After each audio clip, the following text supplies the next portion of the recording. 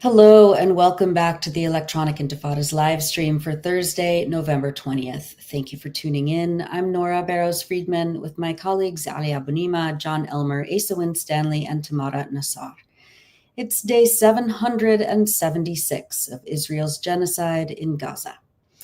Coming up, we'll speak to international human rights lawyer Craig Mokhiber about the United Nations Security Council adoption of the so-called Trump peace plan for Gaza that effectively makes the U.S. and Israel the joint rulers of Gaza, aided by complicit governments from around the region and around the world.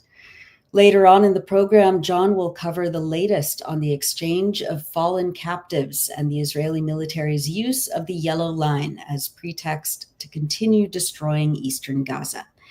And just to note, we will not have a show next week, Thursday, November 27th, but we will be back on December 4th, and you can always find our news and analysis every day, all day on electronicintifada.net. But first, let's take a look at the news. Here's a brief summary of some of the latest developments this week in Palestine.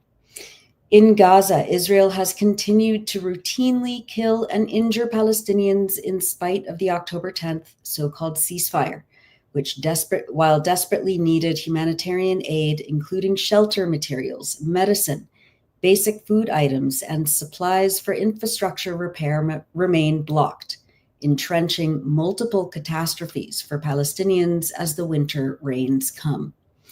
Israel's destruction of houses and buildings across the vague and invisible so-called Yellow Line has been ongoing, posing threats for Palestinians trying to return to their homes and property.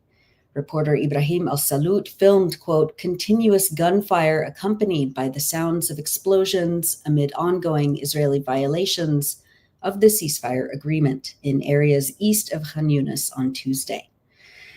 On Wednesday, Israel conducted a series of airstrikes on multiple locations across Gaza. At least 32 Palestinians were killed, including 12 children, according to the health ministry. The attacks targeted Palestinian men, women, and children in tents and crowded shelters in the Zaytun and 𝐓𝐡𝐿 neighborhoods of Gaza City.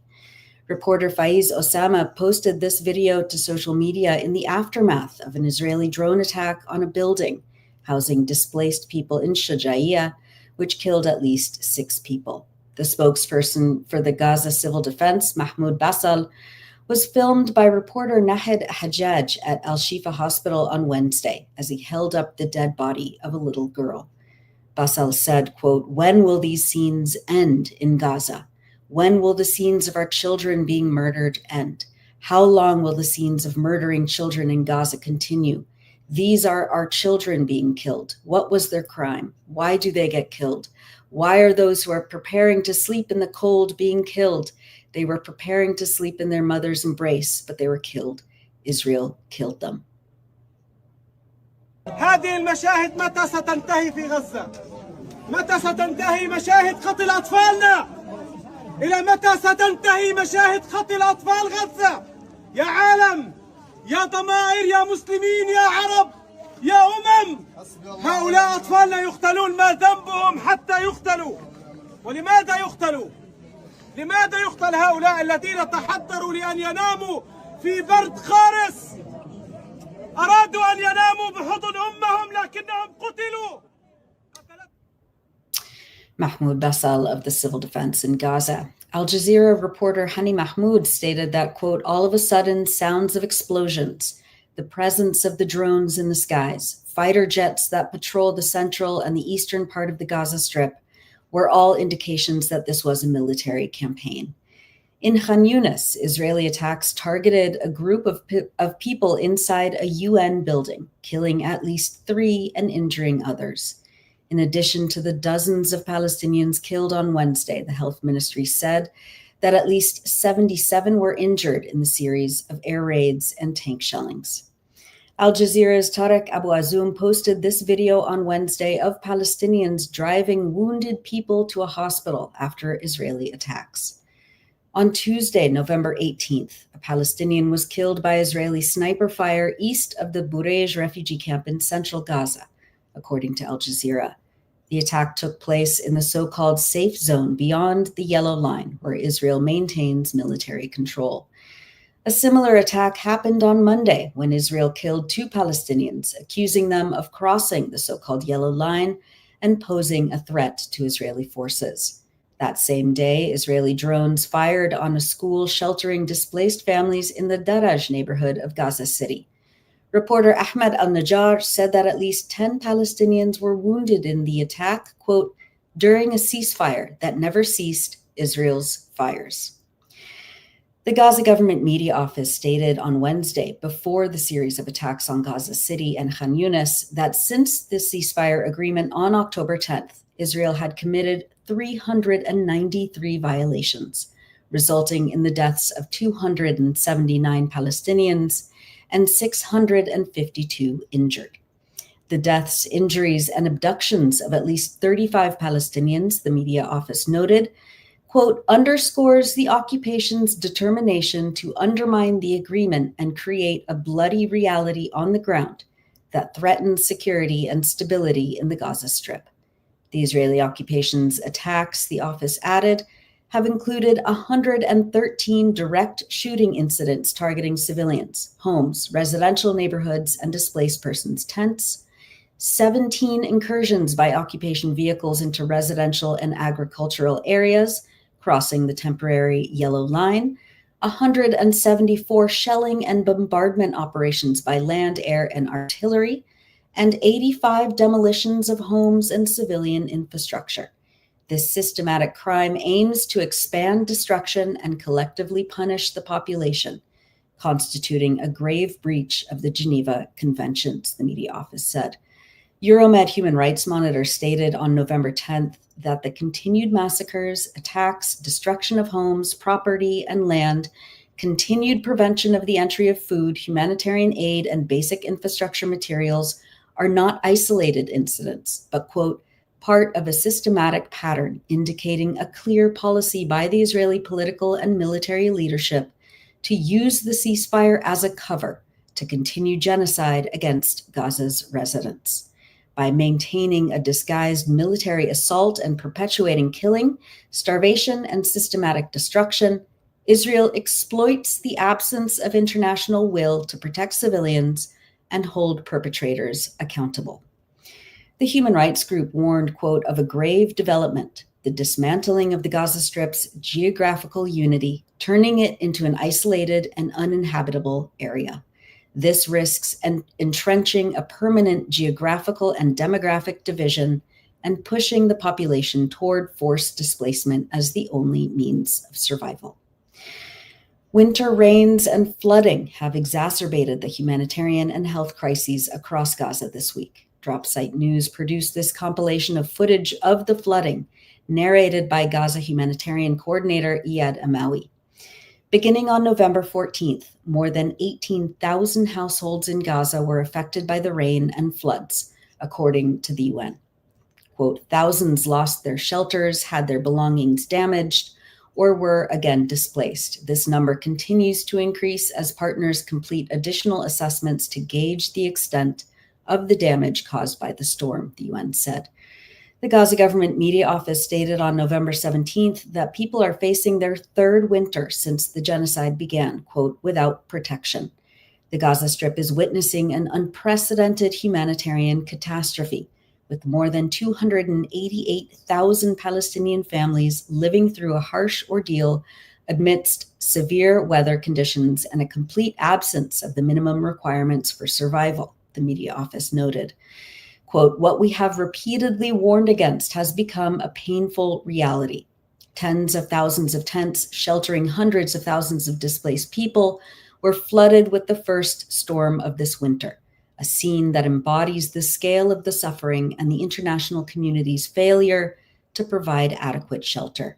We have clearly stated that the Gaza Strip needs 300,000 tents and mobile homes to ensure basic human shelter, yet the world has not acted as required. The office stated that the Israelis have continued to also prevent the entry of flooring materials to protect the bottoms of tents and blankets, mattresses, and thermal insulation materials, as well as mobile health clinics with water and sanitation services and lighting and alternative energy supplies. Since October 10th, at least 9 attempts by the United Nations and its partners to bring in tents have been rejected, the UN Humanitarian Office stated on Monday. The international charity Save the Children stated on November 18th that, quote, children in Gaza are sleeping on the bare ground with no shelter in flimsy shorts and t-shirts that are sodden with sewage water after their tents flooded in a weekend of heavy rains, putting them at risk of disease. The media manager at Save the Children in Gaza said that on November 14th, quote, people woke up and found themselves submerged in sewage water. We've had 2 years of living in tents, and they are already worn out. They cannot withstand the wind or the rain. I saw a woman with a 6-month-old baby carrying her, running around, screaming, where shall I go? According to data from the shelter cluster of aid organizations in Gaza, more than 2/3 of Gaza's children, about 700,000, are exposed to similar risks, living in tents that are falling apart after 2 years of bombardment and displacement, Save the Children added. And since the announcement of the first phase of the so-called ceasefire agreement in October, more than 63,000 tents, 803,000 tarpaulins, and 278,000 bedding kits remain stuck at the boundary crossings. The Israelis have also banned the entry of timber and toolkits due to restrictions on what Israeli authorities consider dual-use items, the agency said.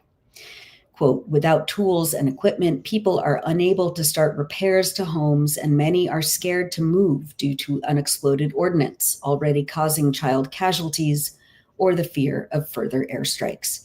Most people are still sheltering in whatever is left of tents used over the past 2 years, sewing blankets or any other materials they can find to patch up holes, Save the Children stated. And despite seeing more items in the markets, blankets, mattresses, and new clothing are almost nowhere to be found. And children are still wearing summer clothes like shorts and t-shirts, most of them barefoot. Quote, with families desperate for the basics to survive, they spend what little they have on food rather than new clothes, the group said. Journalist Manar Bilal took that footage of the flooding in Al-Mawasi Khan Yunis last weekend. Dozens of Palestinian medical patients who were receiving treatment in hospitals in occupied Jerusalem returned to Gaza this week through the Kerem Abu Salim or Kerem Shalom crossing. Our contributor Donia Abusita recorded this video of families awaiting their loved ones who traveled on buses arriving in Khan Yunis.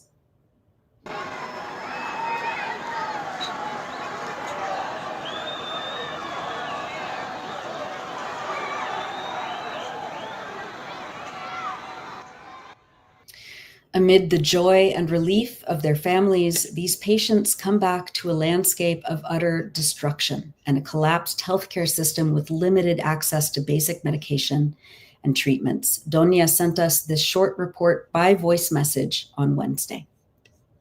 Imagine leaving your home for just a few days to seek medical treatment, only to be separated from your family for 2 years. While you are away, they live under bombing and fire, moving from one tent to another, facing hunger, fear, and genocide. This is not fiction. It's the reality of dozens, perhaps hundreds of families from Gaza who left for treatment in hospitals in the West Bank before the war began. Then the border closed, and they become watching the news with a broken heart. On last Monday, I was studying by the light of my laptop screen, as we do in Gaza, since electricity has been cut off for 2 years. When I heard loud cheering from Nasser Hospital, I stepped out into the window and saw a crowd joyfully chanting. I thought it were welcoming home released prisoners, but the surprise came the next day. They weren't prisoners. They were patients who had finally returned to Gaza after 2 years of celebration, pain, and waiting. Imagine returning to your city, which you left carrying only the pain of your illnesses, and finding it only rubble. Imagine looking for your home and finding nothing. Look for your siblings, but not seeing them. Searching for your mother and finding her buried under the rubble. These stories are not exception. They are chapters in ongoing tragedy. Their story deserves to be written, read, and heard. Our contributor Donia Abu-Sitta reporting from Khan Yunis on Wednesday. Meanwhile, my colleague Ali Abunimah reported this week that Palestinians from Gaza, recently released from Israeli detention, have given harrowing descriptions of sexual torture by their Israeli captors. He writes, quote, "Victims described rapes by groups of soldiers, forced stripping, forced filming, and sexual assaults and rapes using objects and dogs." The Palestinian Center for Human Rights, which collected the testimonies in recent weeks, said they reflect a systematic policy as part of Israel's genocide, rather than isolated incidents. Thousands of Palestinians are still in detention camps and prisons to which international monitors, including the Red Cross, have no access. These detainees were arrested solely for being residents of the Gaza Strip as part of a policy of collective punishment designed to humiliate Palestinians and inflict maximum psychological and physical harm on them, PCHR said. The group published harrowing, detailed testimonies of 4 victims, which I will not read here. In May, PCHR published a detailed report based on the accounts of 100 former detainees, documenting brutal physical and psychological torture. For more, read Ali Abunimah's report, Palestinians Recount Gang Rapes by Israeli Soldiers, Dogs, on electronicintifada.net, and we'll also have more on this later on in the show. Turning to the occupied West Bank, Israeli forces carried out attacks in the village of Beit Omar, north of Al-Khalil or Hebron, on Tuesday and Wednesday. The Wafa news agency reported that Israeli occupation forces enforced a full curfew on Tuesday after declaring the area a closed military zone.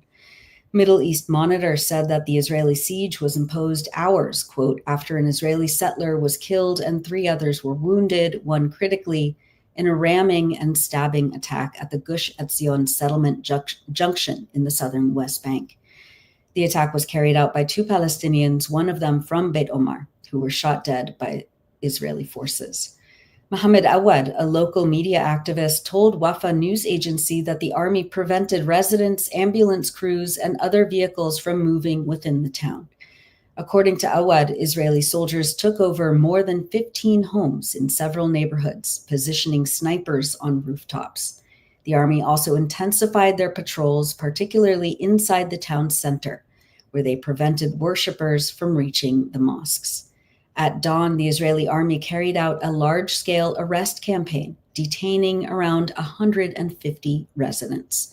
The detainees were taken to a local school where they were held and interrogated before being released hours later. Israeli soldiers also continued to enforce tight restrictions on all roads leading to the city of Al-Khalil, as well as on several of its surrounding towns and refugee camps.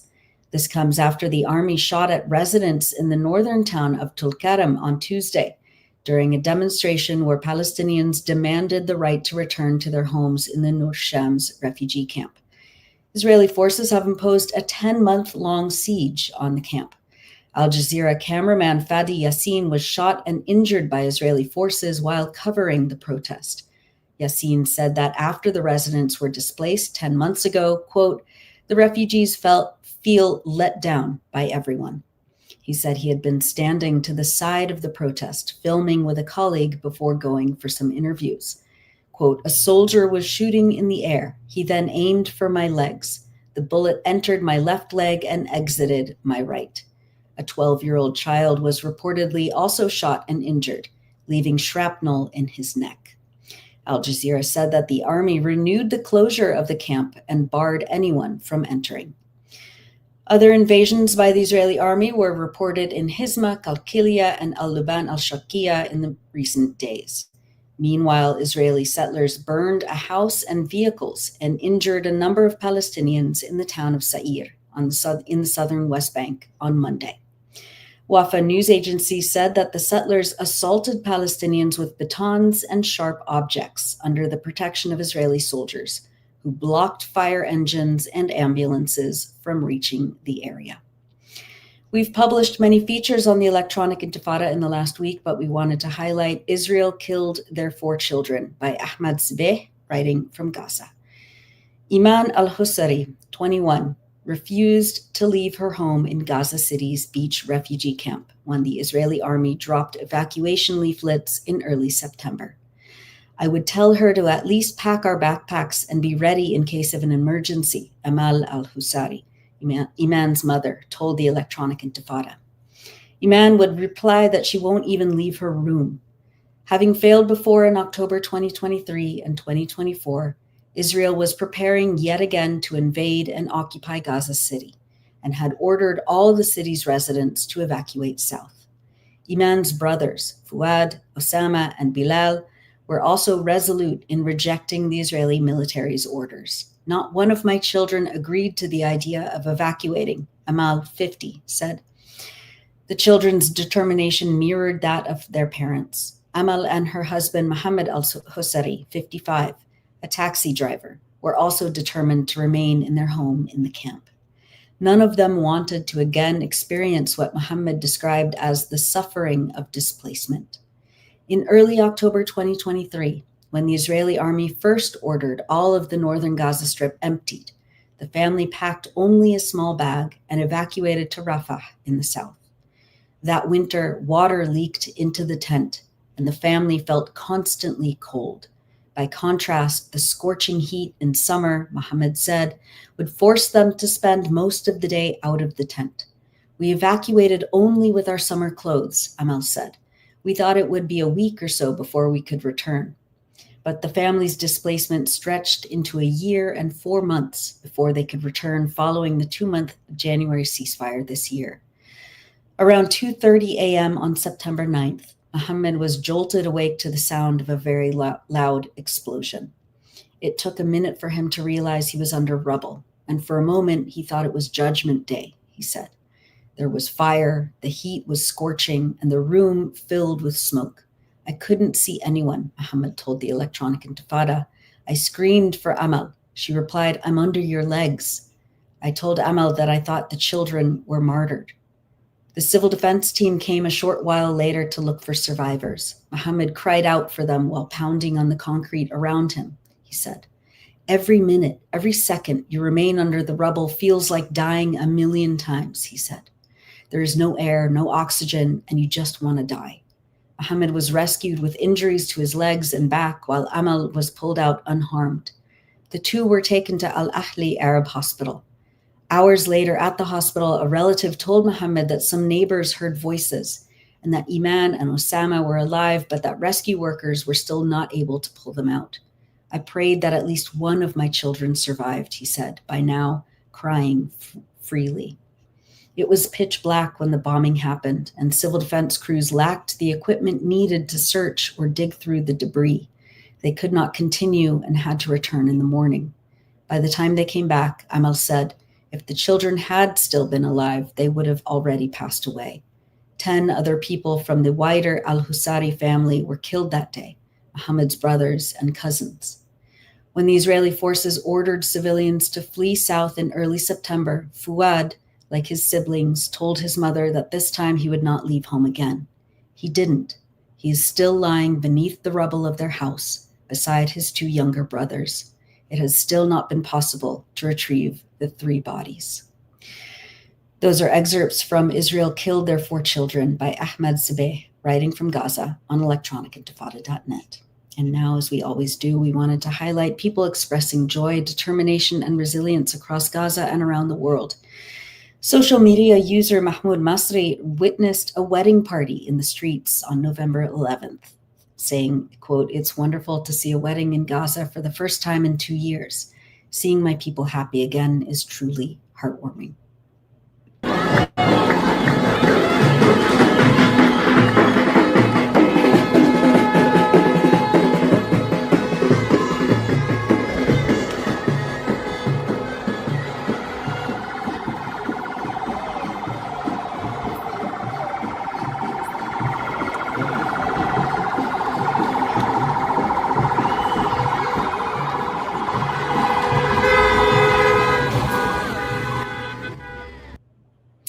And across Palestine, high school students celebrated the passing of their graduation exams, known as tawjihi.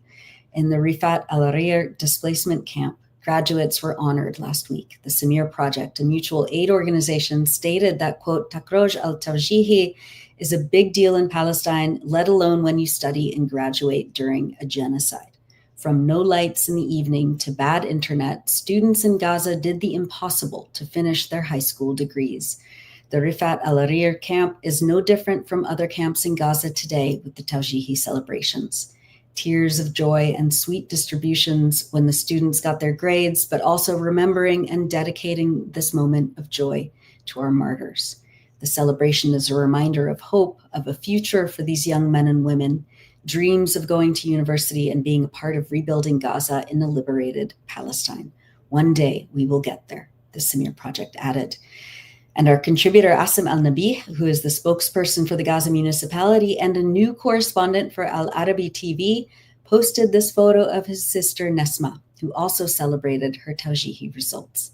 Asim says, quote, "3 months ago, I wrote an article about my sister Nesma titled, 'What My Sister Teaches Me About Survival.'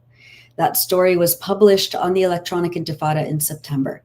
Asim wrote that, quote, "Over the past 2 years, Nesma has studied without the basic conditions that any student needs to succeed. Yet she presses on, teaching herself, helping younger children in the family to read and write, telling them bedtime stories, and refusing to let the genocide erase her future. This determination is not just resilience, it is resistance. Israel has tried to erase every element of normal life, cutting electricity, bombing schools and universities, killing teachers and students alike. Yet, like Nesma, thousands of children continue to learn, defying the logic of war that seeks to break their spirit. In this context, studying is a revolutionary act," Asim wrote. And on November 13th, Asim posted to social media that, quote, "Today her exam results were released. She scored 99.4%, ranking first in Gaza City. She has survived 5 wars and a genocide and still emerged at the very top." And that's it for the news roundup. As always, go to electronicintifada.net for much more, especially to read our new features by our brave writers in Gaza. You're watching the Electronic Intifada live stream. I'm Nora Barrows-Friedman with my colleague Ali Abunimah. Hi, Ali. Hi, Nora. It's good to see you again. How are you? I'm good. It's good to be back. Thank you for that. And as usual, incredible roundup and Thank you. highlighting the incredible need that is and growing need with the winter, especially. We've all been seeing that, and it's unbearable. It's just intense situation in Gaza. Yeah, absolutely. And we'll get more into that later on in the show, but Ali, I know that I mentioned it in the news report, but you wrote last week about the Palestinian Center for Human Rights report on widespread systematic use of sexual violence and torture against Palestinian detainees by Israeli soldiers and prison guards. Take us through this harrowing report and and we've done our best to our viewers and listeners to not be so explicit, just for all of our sakes. But take it away, Ali. Thanks, Nora. You're watching and listening to the Electronic Intifada live stream. I'm Ali Abunimah. And now I do have to warn you that this segment will include frank discussion about sexual violence and torture. And that's something I wrote about in my recent article, Palestinians Recount Gang Rapes by Israeli Soldiers and Dogs. Palestinians from Gaza recently released from Israeli detention have given harrowing descriptions of sexual torture by their Israeli captors, describing rapes by groups of soldiers, forced stripping, forced filming, and sexual assaults and rapes using objects and dogs. The Palestinian Center for Human Rights, which collected the testimonies in recent weeks, said they reflect a systematic policy as part of Israel's genocide and are not isolated incidents. PCHR published 4 testimonies from Palestinian rape victims identified only by initials. The accounts are very explicit, and I'm only going to give summaries that do not include the worst, most horrific details that can be found in the PCHR report or in my article at the Electronic Intifada. N.A., a 42-year-old mother, says she was stripped, restrained, and over a period of days was repeatedly sexually assaulted by multiple Israeli soldiers. She also describes being beaten, electrocuted, insulted, and filmed. She heard cameras clicking and was told her photos could be posted online. A 35-year-old man, reported that a trained dog was used in the sexual assault against him and that the experience caused him serious psychological and physical harm, including a head injury that was stitched up without anesthesia. T.O., a 41-year-old father, describes a soldier violently sexually assaulting him with an object and then doing other unspeakable acts. He says he bled as a result of the attack, was blindfolded, tied up, and moved to another location where he was repeatedly beaten along with other prisoners. M.A., an 18-year-old Palestinian male, says he was repeatedly sexually assaulted with an object and also witnessed similar attacks on other detainees held with him. He also mentions a dog being present during some of that abuse. Now, as we've reported, very little of this has drawn much mainstream attention in the West, where politicians and media have focused on Israel's fake claims of rape on October 7th, something that we've covered extensively on this live stream and at the Electronic Intifada. But one of the very few cases of a Palestinian victim drawing mainstream attention involved a detainee gang raped and severely injured by a group of Israeli soldiers at Israel's Sde Teman detention camp. It came to light last year after several soldiers were arrested for the attack by Israeli military prosecutors, and a leaked video of the assault was broadcast on Israeli national television. After the video's release in August 2024, the UN Human Rights Office stated that it has, quote, documented a number of videos in recent months which show gross violations of the rights of Palestinians detained by Israel, including acts of ill treatment, torture, sexual violence, and rape. The Sde Teman video led to outrage in Israel, not about the attack itself, but in defense of the soldiers. It sparked so-called right-to-rape protests by Israelis demanding the soldiers' release, while senior officials justified their actions. 𝐓𝐡𝐞 𝐄𝐥𝐿 the Israeli military prosecutor who leaked the video in a failed effort to tamp down the outrage over the soldiers' arrests, resigned last month and has been arrested and placed in home detention. She's being investigated over the leak. Now, what I want to bring to your attention now that has come to light since we reported on this story is comments from Ben Marmarelli speaking to Canadian journalist Samira Mohyeddin.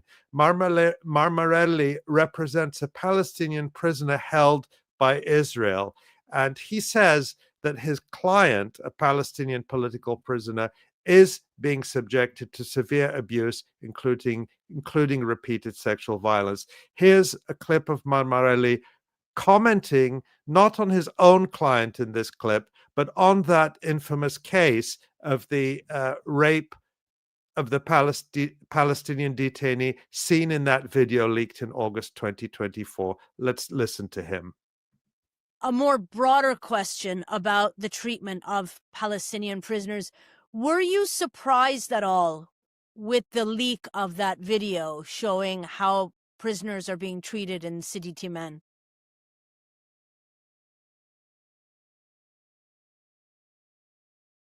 The Sde Timan, listen, what they did is they found a scapegoat because they rape all of the prisoners, in Sde Timan especially. And not only that they rape all of the prisoners, they have cameras filming 24/7. So if they really wanted to act against the rape and the beatings and the torture, we could have done this years ago. They don't do it. And what they did is, because there was such a international fallout, they decided to pick just one case and go after it. By the way, they dropped the ball on that as well, because that case is over. Nobody's taken to court on this case. The only case that was leaked, they released one of the detainees. That's really instead of Iman, it's detainees. It's under the IDF. It's not under the IPS. Now, instead of Iman, they released the victim of this case without taking his testimony. So if you understand a little bit about criminal law, that means the case is over. Right. And then So that's Israeli lawyer Ben Marmarelli talking to Samira Mahyiddin and alleging that they rape all of the prisoners. And I want to share some of the other comments Marmarelli made in that interview about his own client, another Palestinian political prisoner. And Ben Marmarelli says, quote, "It's gotten to the point where he asks me not to come anymore because every time I come, they rape him." Marmarelli added that sexual assaults are only part of a bigger pattern of torture and abuse. He says, quote, "Everyone talks about the rape like it's the big issue. The rape is not the big issue. The rape is the least of his problems," Marmarelli said. "The issue is the conditions of the prisoners, and the rape is just one of the many pieces of the puzzle, which is Israel torturing the Palestinian prisoners." Marmarelli also said his client had showed him boot marks on his back, deep marks on his wrists from tight handcuffs, and bruises all over his body. He also alleges that sexual assaults occur once every few weeks and appear to coincide with the lawyer's visits. Marmarelli says Palestinian political prisoners don't get any visits for years. Their only connection to the outside world is a lawyer's visit. And even that, according to him, is now too dangerous because of the retaliation that Israel metes out. And I want to point to another story that came out this week from the Associated Press. Here you can see the headline, "Palestinian deaths in Israeli custody have surged. A prison guard describes rampant abuse." And the Associated Press actually published an account given by a former Israeli prison guard. And here's what the Associated Press says. "The former guard at a military prison notorious for its harsh treatment of Palestinians told the AP detainees were routinely shackled with chains and kicked and hit with batons, and that the facility has been dubbed a graveyard because so many prisoners were dying there. He agreed to talk to AP to raise awareness of violence in Israeli prisons and spoke on condition of anonymity due to fear of reprisal." And you'll recall that, as we've reported in recent weeks, since the so-called ceasefire came into effect in Gaza on October 10th, Israel has returned dozens of bodies of Palestinian detainees that were mutilated, decomposed, and disfigured, but showed signs of torture, gagging, blindfolding, even had things tied around their necks, suggestive of really horrific abuse and mistreatment. And many of these bodies have been buried in Gaza without being identified because their condition was so bad. Meanwhile, what's happening in Israel? Well, rapists, torturers continue to be celebrated. And one example of that is the suspects in that notorious Sidi Timan rape case that was shown in the video leaked in August 2024 being celebrated and received as heroes at a recent court hearing. Let's take a look at that video.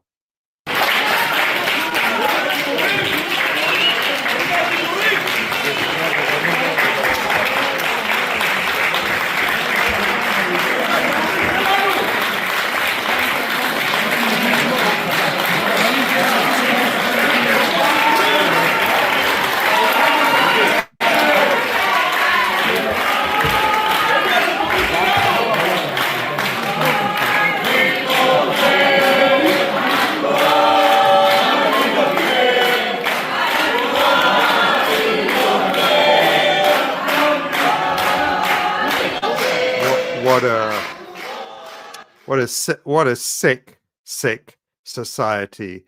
Those scenes of celebration are matched by many comments from senior Israeli politicians praising these suspects, dehumanizing Palestinian prisoners. And as the Palestinian Center for Human Rights points out, thousands of Palestinians are still held in these military detention camps and prisons with no access from human rights organizations or from the International Red Cross. So all the abuses that we've just talked about are still continuing.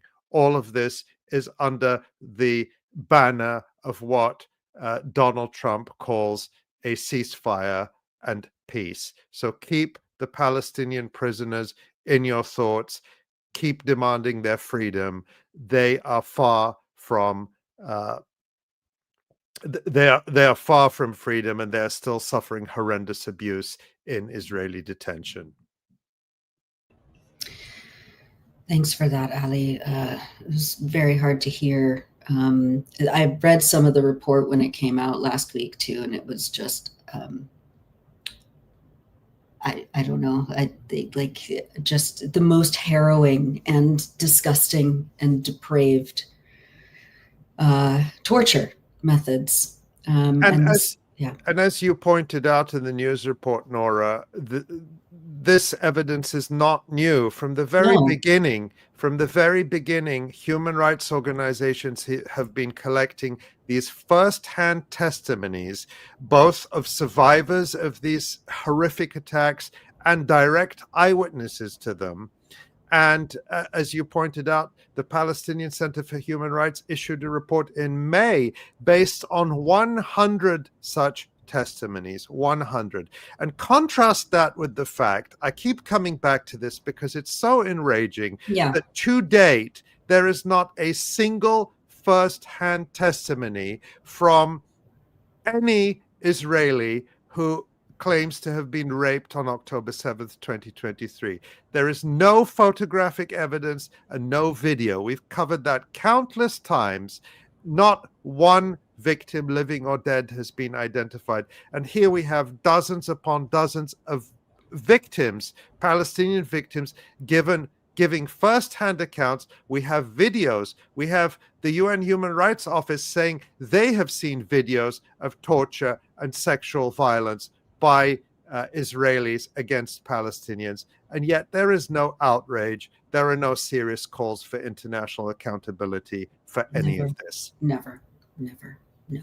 And there still is no retraction from the New York Times, who helped launder these hoaxes to manufacture a consent for this genocide and for the systematic policy of sexual assault and torture of Palestinians in Israeli prisons, not just over the last 2 years, but this is a decades and decades long policy. Prisoners who are now in their 70s can talk about when they were kids being imprisoned and being tortured and being violated. And there was never any outrage then. So it's interesting. I mean, the UN also came out with a report not that long ago, also, concluding that Israel has a sexual violence policy in prisons, and nothing happened with it. There was no front page article in the Times or the Washington Post. There was nothing.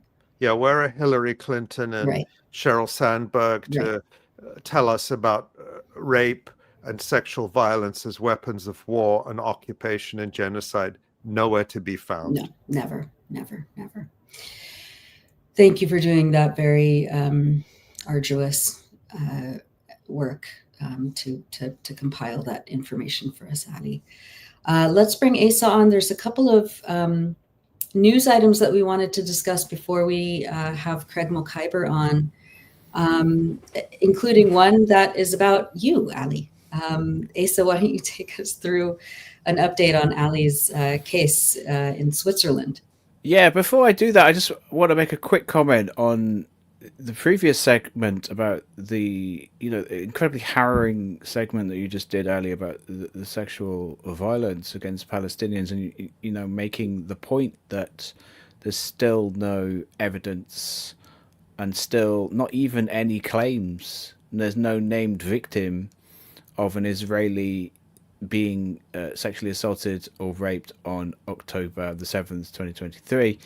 And yet they're still making these claims. Just last month, Ruth Halpern Kaderi from the Dina Project, if you remember, viewers will remember, back in July, we did a whole segment breaking down the Dina Project's report, which alleged that there was this mass rape campaign on October the 7th. And we broke down how completely bogus it was. And yet she is still really touring around and trying to, relitigate this and put her debunked report forward as some sort of credible evidence. And she was actually speaking at the London School of Economics last month.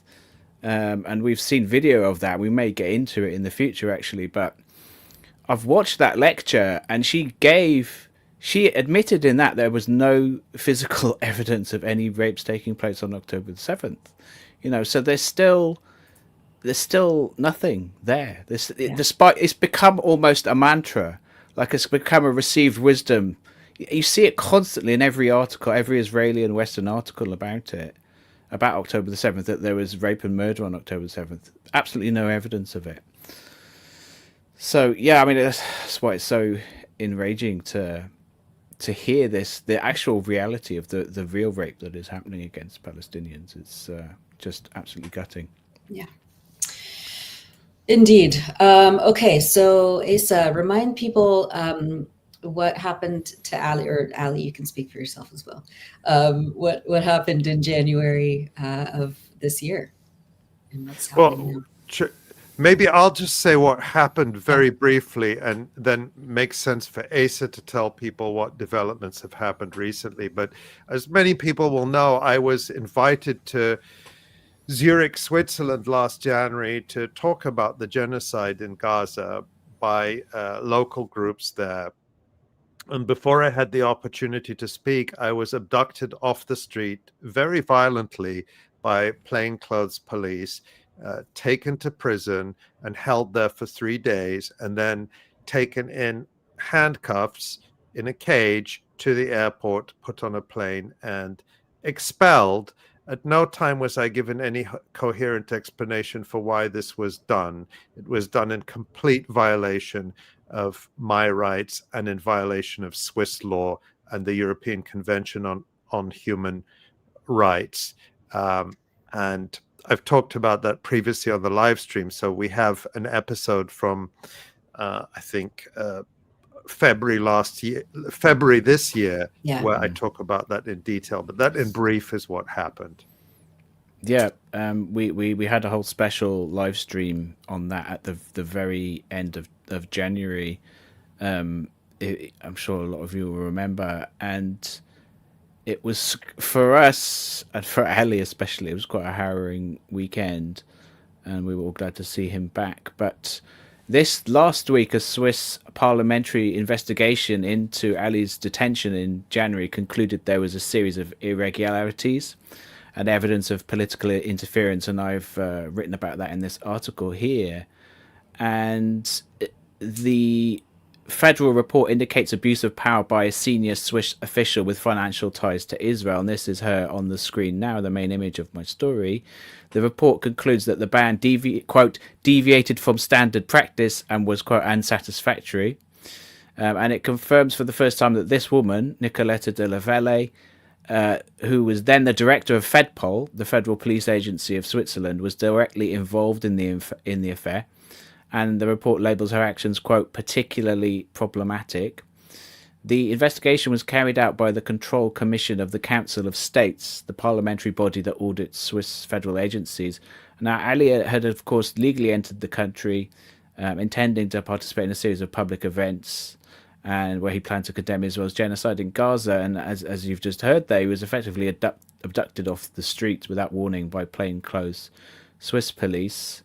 And this was condemned by lots of people, by Amnesty International, by 2 UN special rapporteurs, Irene Khan and Francesca Albanese, the latter of whom said, quote, the climate surrounding freedom of speech in Europe is becoming increasingly toxic, and we should all be concerned. Now, as I later revealed in another article for the Electronic Intifada, Ali was banned from entry only after he had already entered Switzerland. The Zurich cantonal police had initially requested that the federal police agency issue the ban before Ali entered.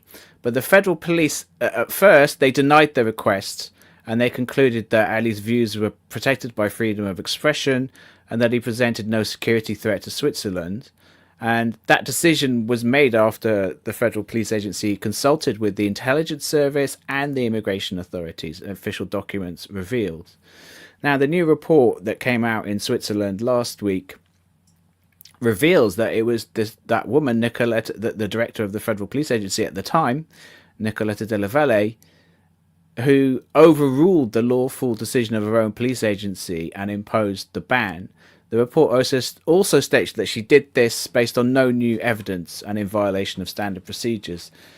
The report explains that, quote, following a call from the commander of the Zurich cantonal police, de la Valle verbally instructed the head of the competent division to issue an entry ban after all. And she provided no new information. The Commission's report says that this shouldn't be allowed to happen again, and also criticises the Federal Police Agency for its lack of adequate record keeping. Now, what's been quite controversial in the Swiss press is her, de la Valle's post-police role in the in an Israeli investment firm called Champel Capital, and it's been the subject of quite a fair bit of scrutiny in the Swiss media recently. Now, according to Champel Capital's website, the company prioritizes investment in defense and security sectors, which is, of course, euphemisms for the military and intelligence industries. Its senior partners, and I think we've got a screenshot of this, include the former Israeli Major General Giora Eiland, who has repeatedly advocated the collective punishment and starvation of civilians in Gaza. At the outset of the Gaza genocide in 2023, he called for the creation of, quote, a severe humanitarian crisis in Gaza, and for the Strip to become, quote, become a place where no human being can exist. And of course, he was behind the infamous so-called General's Plan, which was used to expel hundreds of thousands of Palestinians from northern Gaza. One of the company's co-founders is Amir Weitman, a Swiss-Israeli member of Benjamin Netanyahu's ruling Likud party. He himself it seems like he lives he certainly seems to spend a decent amount of time in Switzerland, but he also lives in an illegal Israeli settlement in occupied East Jerusalem. He considers the entire population of Gaza, quote, scum, and says that he wants to expel them all. And he's also demanded Israel, quote, flatten the Gaza Strip. He was asked by a Swiss-German newspaper to comment on all this, and he doubled down on his genocidal statements, claiming that, quote, the entire Gaza Strip is a legitimate military target. Now, following growing criticism in the Swiss press last month, Nicoletta de la Valle's name was removed from the company's website. You can still actually see a screenshot on the Wayback Machine at archive.org. I was trying to get a screenshot of it for this segment, but the the Wayback Machine is down at the moment due to a technical issue, but I'm sure it'll be back soon. You can find the screenshot of her up there at a certain point. But at the moment, her name has been removed from the website, but it's unclear whether she's actually resigned from the company or not, or if they're just trying to keep a low profile. The Swiss-German newspaper, which exposed her, reported last month that, quote, the company is currently raising $100 million for a new fund with which it intends to invest in the Israeli arms industry. The investment group is thus directly profiting from the war in Gaza. And Ali, you can speak for yourself again, but you've already posted on X a statement saying that the report indicated serious irregularities and abuses of power in the actions taken against me. And we've got one final screenshot, which is that Ali is currently challenging his arrest in Swiss courts, and his lawyers are taking additional action based on the report. What I can add to that, Asa, and thank you for that and for writing that article, is that based on the what is revealed in this in this parliamentary investigation, this is the first time we know for sure that Nicoletta Della Valle was personally involved in this. And as you point out, she had a long record of being very pro-Israel publicly, but then went on to have this direct financial relationship with this military-linked investment firm. So based on this new evidence, we have filed additional motions in the court cases we currently have ongoing, and we will probably be taking additional legal action. I won't give too much more detail about that, but I'll remind people that we do have several cases currently in the Swiss courts challenging my detention, challenging the entry ban, challenging the expulsion order, and also with respect to particular individuals who may have been involved in these actions, and more is likely to follow. And I just want to say that for me, the purpose of pursuing legal action in this way is accountability. Switzerland is a signatory to the European Convention on Human Rights. So any precedents we're able to set in Swiss law will have Europe-wide application, where, as we know, free speech is under assault to suppress criticism of Israel, primarily for the service of Israel. We see that in the UK, we see that in Germany, we see that in France and Switzerland, all over. And so I think it's important to put up a fight and to hold these people accountable so that they know that these attacks, whether it's on me or any other journalist or activist or person, that they are not cost-free, that they will at least think twice about it. And of course, to bring out the truth, to expose the dirty relationships and abuses of power that are going on behind the scenes for the sake of Israel so that it can commit genocide. Thank you for that, Ali and Asa. And of course, we will cover whatever updates happen to come. Is there any timeline that you can talk about, Ali, for the next steps in this case? We have a number of cases before the courts currently, and we're waiting for either rulings or responses or further action. As you know, in every country, legal processes can be a bit frustratingly slow, but as soon as there is an update, I will share it. And in the meantime, we see the repression continuing all over the world, not just in Europe, but in Canada as well. Yeah.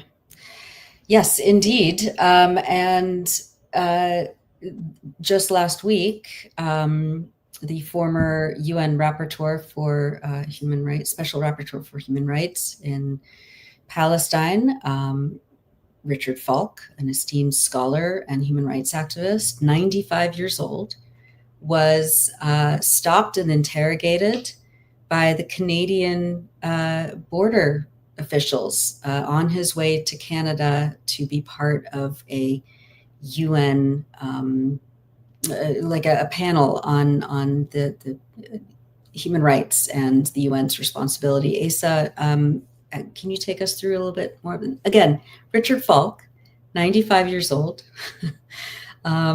was stopped and interrogated for his political opinions on genocide.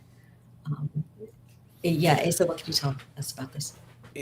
Yeah, I mean, you've basically laid it out there. I mean, apparently he was, I mean, I've only just learned about this quite recently before we came on, but he was due to attend a people's tribunal to investigate the genocide in Gaza, as I understand it, and they detained him and his wife, I believe, for nearly 4 hours, and they even asked him, they even said to him they needed to determine if him and his wife were a national security threat to Canada, which, I mean, he's a formidable guy, but he he's a formidable lawyer and a formidable human rights, titan, really. I mean, I think is the right word. 95 years old. He's not any kind of national security threat to anyone. I mean, it's outrageous that they're using these kind of that they took themselves so seriously in detaining. I mean, Richard Falk, I've been lucky enough to spend a lot of time with him.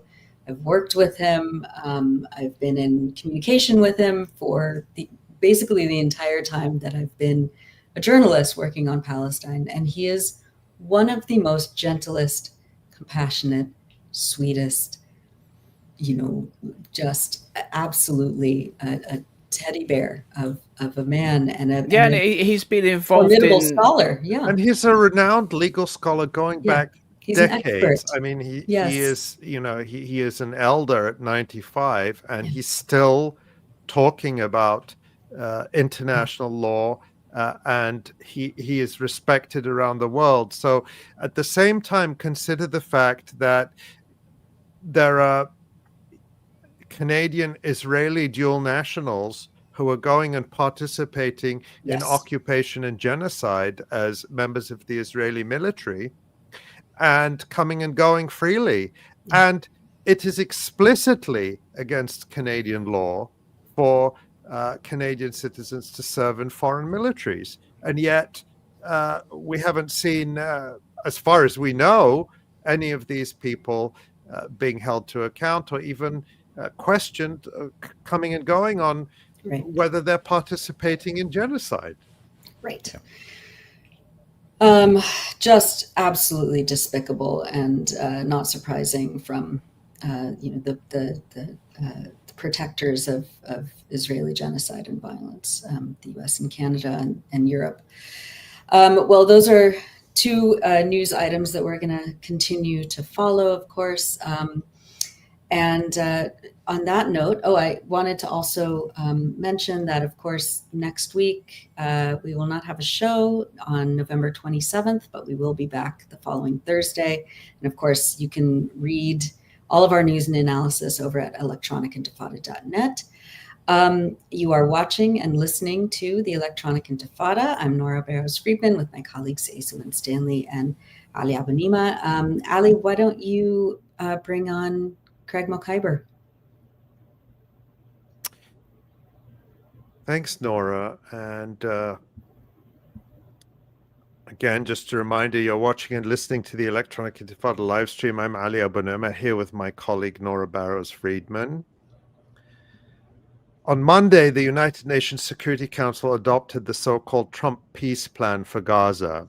Resolution 2803 effectively makes the United States and Israel the joint rulers of Gaza, aided by complicit governments from the region and around the world, and it authorizes the creation of a so-called international stabilization force controlled by the United States and Israel with assistance from local vassals, including Egypt.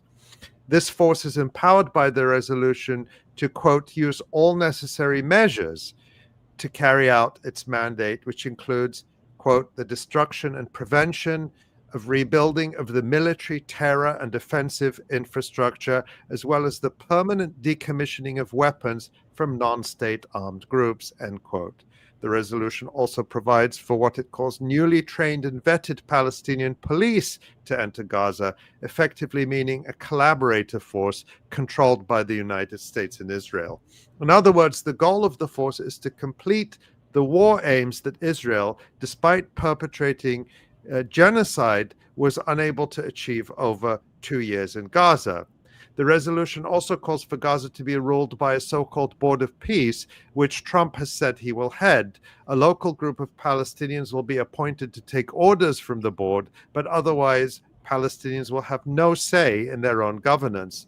As to a long-term political horizon, the resolution requires the Palestinian Authority, which will have no direct role in Gaza, to undertake a lengthy reform program after the United States and Israel decide that the PA has satisfactorily, the resolution's terms, implemented the reforms demanded by Israel and the US. Only then does the resolution foresee that, quote, the conditions may finally be in place for a credible pathway to Palestinian self-determination and statehood. One Israeli official told the Israeli publication Ynet earlier this week what this means in practice. The Israeli official said, quote, that the US draft in the Security Council weakens the status of the Palestinians. They're required to make such strict and radical changes that the chance that they will succeed in making them is zero. They need to become something like Sweden in order to get a state, end quote. Resolution 2803 has been universally condemned by Palestinian civil society and resistance factions, including Hamas, except the Palestinian Authority, which, as a close ally and subordinate of the United States and Israel, welcomed the resolution. Today, many Palestinian human rights and civil society groups published a joint paper condemning Resolution 2803 for establishing what they call a joint US-Israel illegal occupation of Gaza. You can find that paper at the website of the Palestinian human rights group 𝐓𝐡𝐞. The Popular Front for the Liberation of Palestine said, quote, the administration of Gaza must be purely Palestinian, and any international force should be under a clear UN mandate, with its exclusive mission being the protection of civilians, disengagement, and securing humanitarian corridors.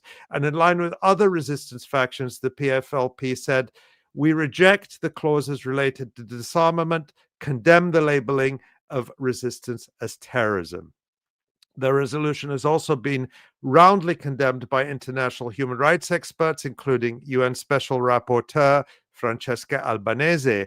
Balakrishnan Rajagopal, the UN Special Rapporteur on the Right to Housing, stated, this shameful resolution on Gaza by the UN Security Council is fundamentally inconsistent with international law. It is a colonial fantasy which has little precedent in the UN's history. It will likely fail and must be rejected by all states and individuals. In addition to the Palestinian Authority, the resolution is supported by Qatar, Egypt, the United Arab Emirates, Saudi Arabia, Indonesia, Pakistan, Jordan, and Turkey, all close allies of the United States and/or Israel, and in the case of Turkey, a member of NATO. Algeria and Pakistan, both currently members of the Security Council, voted for the resolution as well. We cannot understand how Arab and Islamic states could agree to a resolution rejected by all the Palestinian people. By what right? Who gave you the right to hand Gaza over to America and Israel? Said Muhammad al-Hajj Musa, spokesperson for the Palestinian Islamic Jihad resistance faction, in response to the resolution.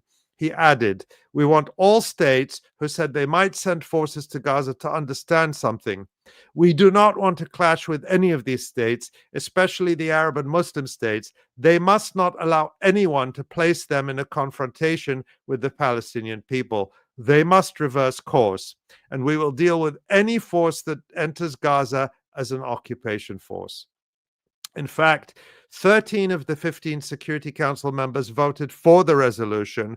Russia and China, two veto-wielding permanent members, abstained, in effect allowing the resolution to pass, but both were highly critical of the resolution. Russia said it sidelines the United Nations, excludes the Palestinian Authority, imposes US-driven governance under Trump, and gives Israel no obligations.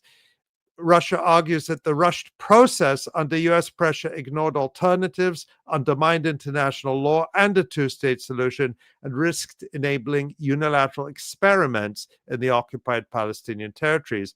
China rejected the resolution for similar reasons, stating that it offered no detailed explanation of the structure, mandate, or participation criteria of either the Board of Peace or the International Stabilization Force.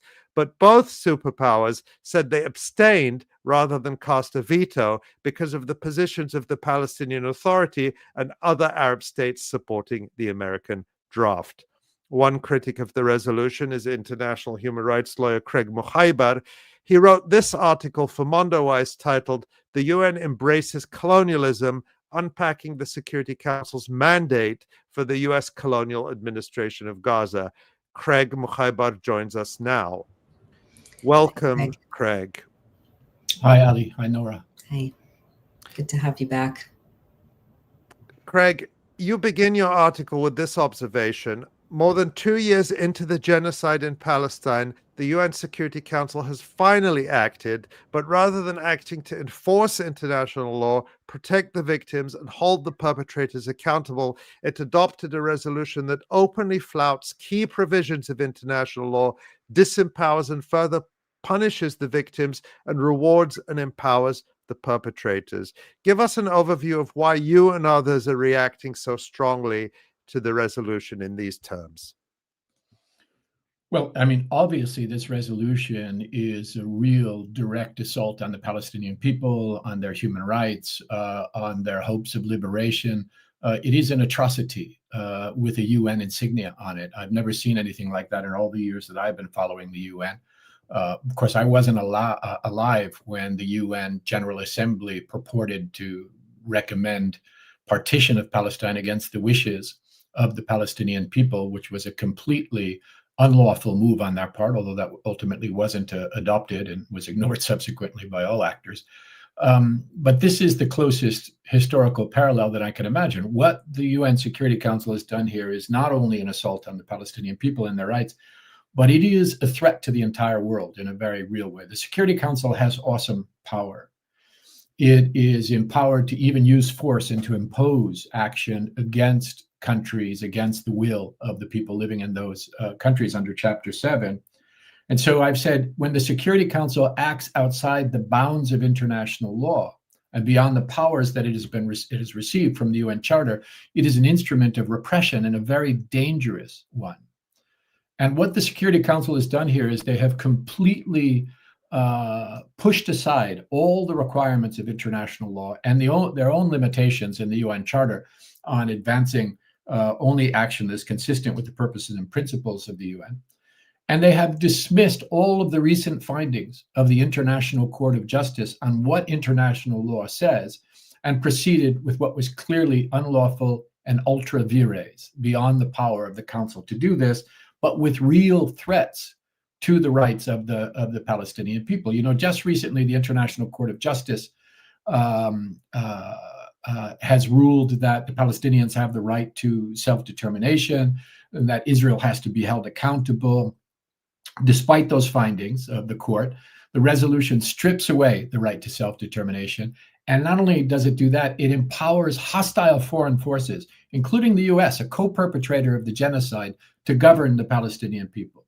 The court found that all of the West Bank, East Jerusalem, and Gaza are illegally occupied, and that occupation must end quickly and completely. That's the requirement of international law. This resolution explicitly extends the Israeli occupation of Gaza. It endorses the indefinite presence of Israeli regime troops in the, at least in the perimeter inside of Gaza. And then I've said it superimposes a second US-led occupation on top of the Israeli occupation, not just in violation of what international law and the International Court of Justice has said, but driving it significantly in reverse in that case. The court has historically last year said that after 30 years plus of Oslo, in which the Palestinians were told they didn't have any rights and they had to negotiate for their rights with their oppressor, the court said, no, that's not true. Those rights are inalienable and they're not subject to any political process or conditions or agreement. This resolution nullifies all of those rights, and that it assigns Palestinian rights to the discretion of the United States in consultation with the Israelis and other partners as well. And, you know, in the midst of the genocide and the findings of the courts, there's not a single mention of the crime of genocide, no mention of the apartheid that the court has found or of the colonization, no mention of the thousands of Palestinians that are still held in Israeli torture and death camps. And here's another requirement of international law. International law requires accountability for perpetrators and redress for victims. And none of that is covered here. And then, you know, just one more outrageous element here. The court has also found that Israel is responsible for compensation and reparations for all of the harms and damages that it has caused.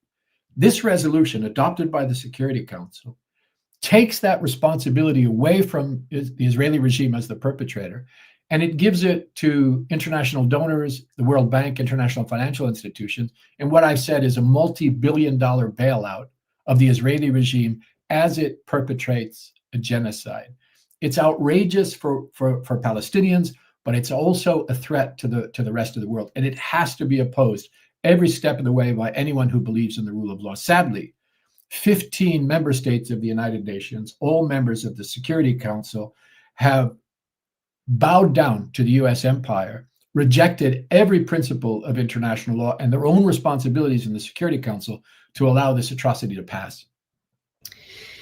Craig, let's talk about your interpretation of what this resolution actually creates on the ground, and what this international security force could be comprised of. Is it even, I mean, you know, Israel and the US can plan all these things, but implementation and enactment of these policies are a completely different thing. What happens now after this resolution is passed? I mean, I was seeing today, you know, the CENTCOM Center in the middle of Kiryat Gat, I think, in occupied historic Palestine, with all of these like US Army officials there. You know, they're going forward now that they have the blessing of the UN Security Council.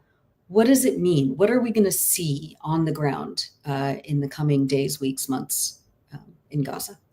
Well, it's not a very realistic plan, to be sure. I think they're going to have a hell of a time getting a lot of countries to sign on to provide their troops to be proxy occupation forces on behalf of the Israeli regime and the Americans, and ostensibly to do battle with the Palestinian resistance. By the way, you know, international law says that the Palestinian people have a right to armed resistance against foreign occupation, colonial domination, and racist regimes. That has been the source of their legitimacy in struggling against the Israeli regime, because it meets all three of those criteria.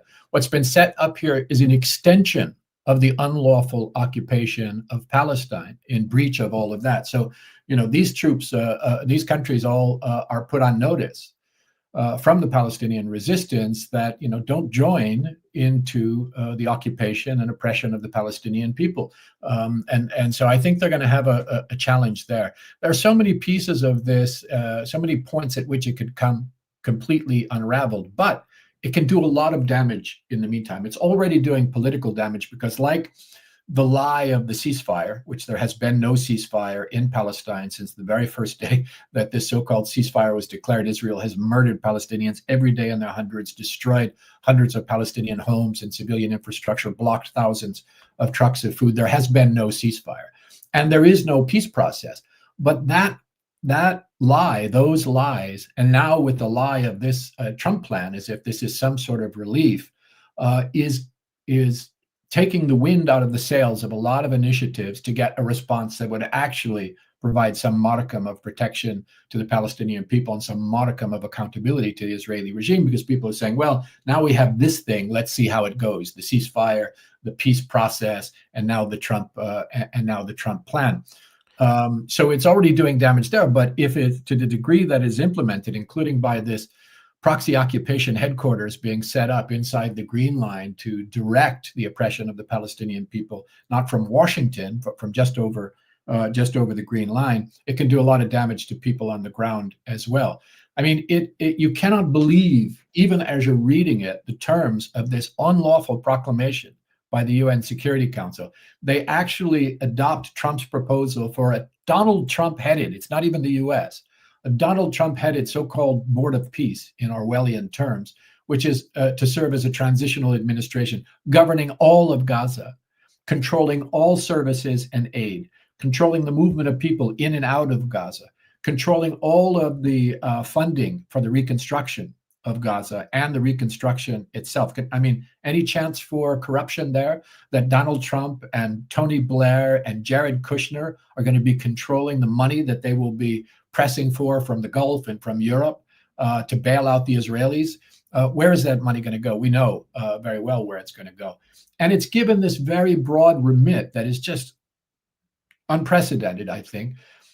Vaguely formulated lines like any other task that may be required. Donald Trump can do whatever he wants in Gaza in this colonial grant of authority. It's not even colonial, it's King Leopold-esque. It's his private domain in that regard. It grants him upfront authority to establish whatever operational entities, transactional authorities at its own discretion. And immunities, correct? Does it not also give this so-called international force immunity? Well, it's not. These are not UN bodies, so they explicitly didn't want to have a UN force. It is an external Trump-led body that has a UN stamp of approval. The closest parallel might be this force that was deployed, a proxy occupation force that was deployed to Haiti. That doesn't, it's not UN peacekeepers, it's armed forces, principally from Kenya, that are deployed there with the blessing of the UN Security Council. This is similar in that respect, and that's very dangerous because it means that the methodologies, the doctrine, the rules that apply to, for example, UN peacekeepers, already imperfect, but something, would not apply to this Trump colonial occupation. And there will be this kind of quisling body of Palestinian technocrats selected by Trump and his people. But they will exist. They will, according to the resolution itself, they will take orders from Trump's Board of Peace, and they will report to Trump's Board of Peace, ostensibly on their own land. And talk about, this phrase also that empowers the international stabilization force, this Israeli American-run military force, because the resolution is also clear that it will coordinate with Israel and the United States. And Egypt has some role, but that basically means Israel, given how Egypt behaves. And it's entitled to use all necessary measures. Talk about that phrase and how it has appeared in previous resolutions and what that has led to. Yeah, so you have the two bodies. One is the colonial governance of Gaza, which is this Trump-headed Board of Peace. And then under that colonial governance body, you've got this proxy occupation force called the International Stabilization Force, which has nothing to do with stabilization because it's going to destabilize the situation even further because its plan is to go in and forcibly disarm Palestine in Gaza. And this force is also an extension of Trump's power because it will have a command that is approved by the Trump board. And as you say, it will explicitly operate in collaboration with Israel, the perpetrator of the genocide, as well as Egypt, of course, which is no protection for the Palestinian people either. So, and here's the other thing: Israel is given a veto over its members. Its members are going to be identified in cooperation with the Israeli regime, right? And then the idea is it will go in with these extraordinary powers and control the Palestinian survivors of the genocide in Gaza. It is empowered to secure the borders, which means to cage the Palestinians and to protect the Israeli regime. That's what this means. But I mean, just to think as you're reviewing this, Ali, there is a genocide. The UN Security Council has responded to that genocide with a resolution that for the first time is not about protecting the victims of the genocide, it's about protecting the perpetrators of the genocide. It's not about holding the perpetrators accountable, it's about disempowering and punishing the survivors of the genocide. So it will secure the borders, meaning cage the Palestinians in Gaza and protect the Israeli regime. It will control their movement in and out, just as the Israelis have done for decades and decades. It's supposed to, quote, stabilize the security environment, by which they mean suppress any resistance to the occupation, to the apartheid, to the genocide, resistance that is the right of the Palestinian people under international law. So another breach there. It is supposed to demilitarize Gaza, but not the Israeli regime, which is the perpetrator of the genocide. I mean, it's upside down 1984. It's supposed to destroy Gaza's military defense capacities in the middle of a genocide, but not to touch Israeli so-called defense and military capacities. It's supposed to decommission the weapons of the resistance, the Palestinian resistance. It will not touch the Israeli perpetrators' weapons. Can you just imagine how upside down this is? It's going to also train a Palestinian police force. Of course, that is focused on controlling the Palestinian people inside of Gaza. No measures here to control an Israeli public that has enthusiastically participated in the genocide in Palestine and that continues, that helped to block the aid, that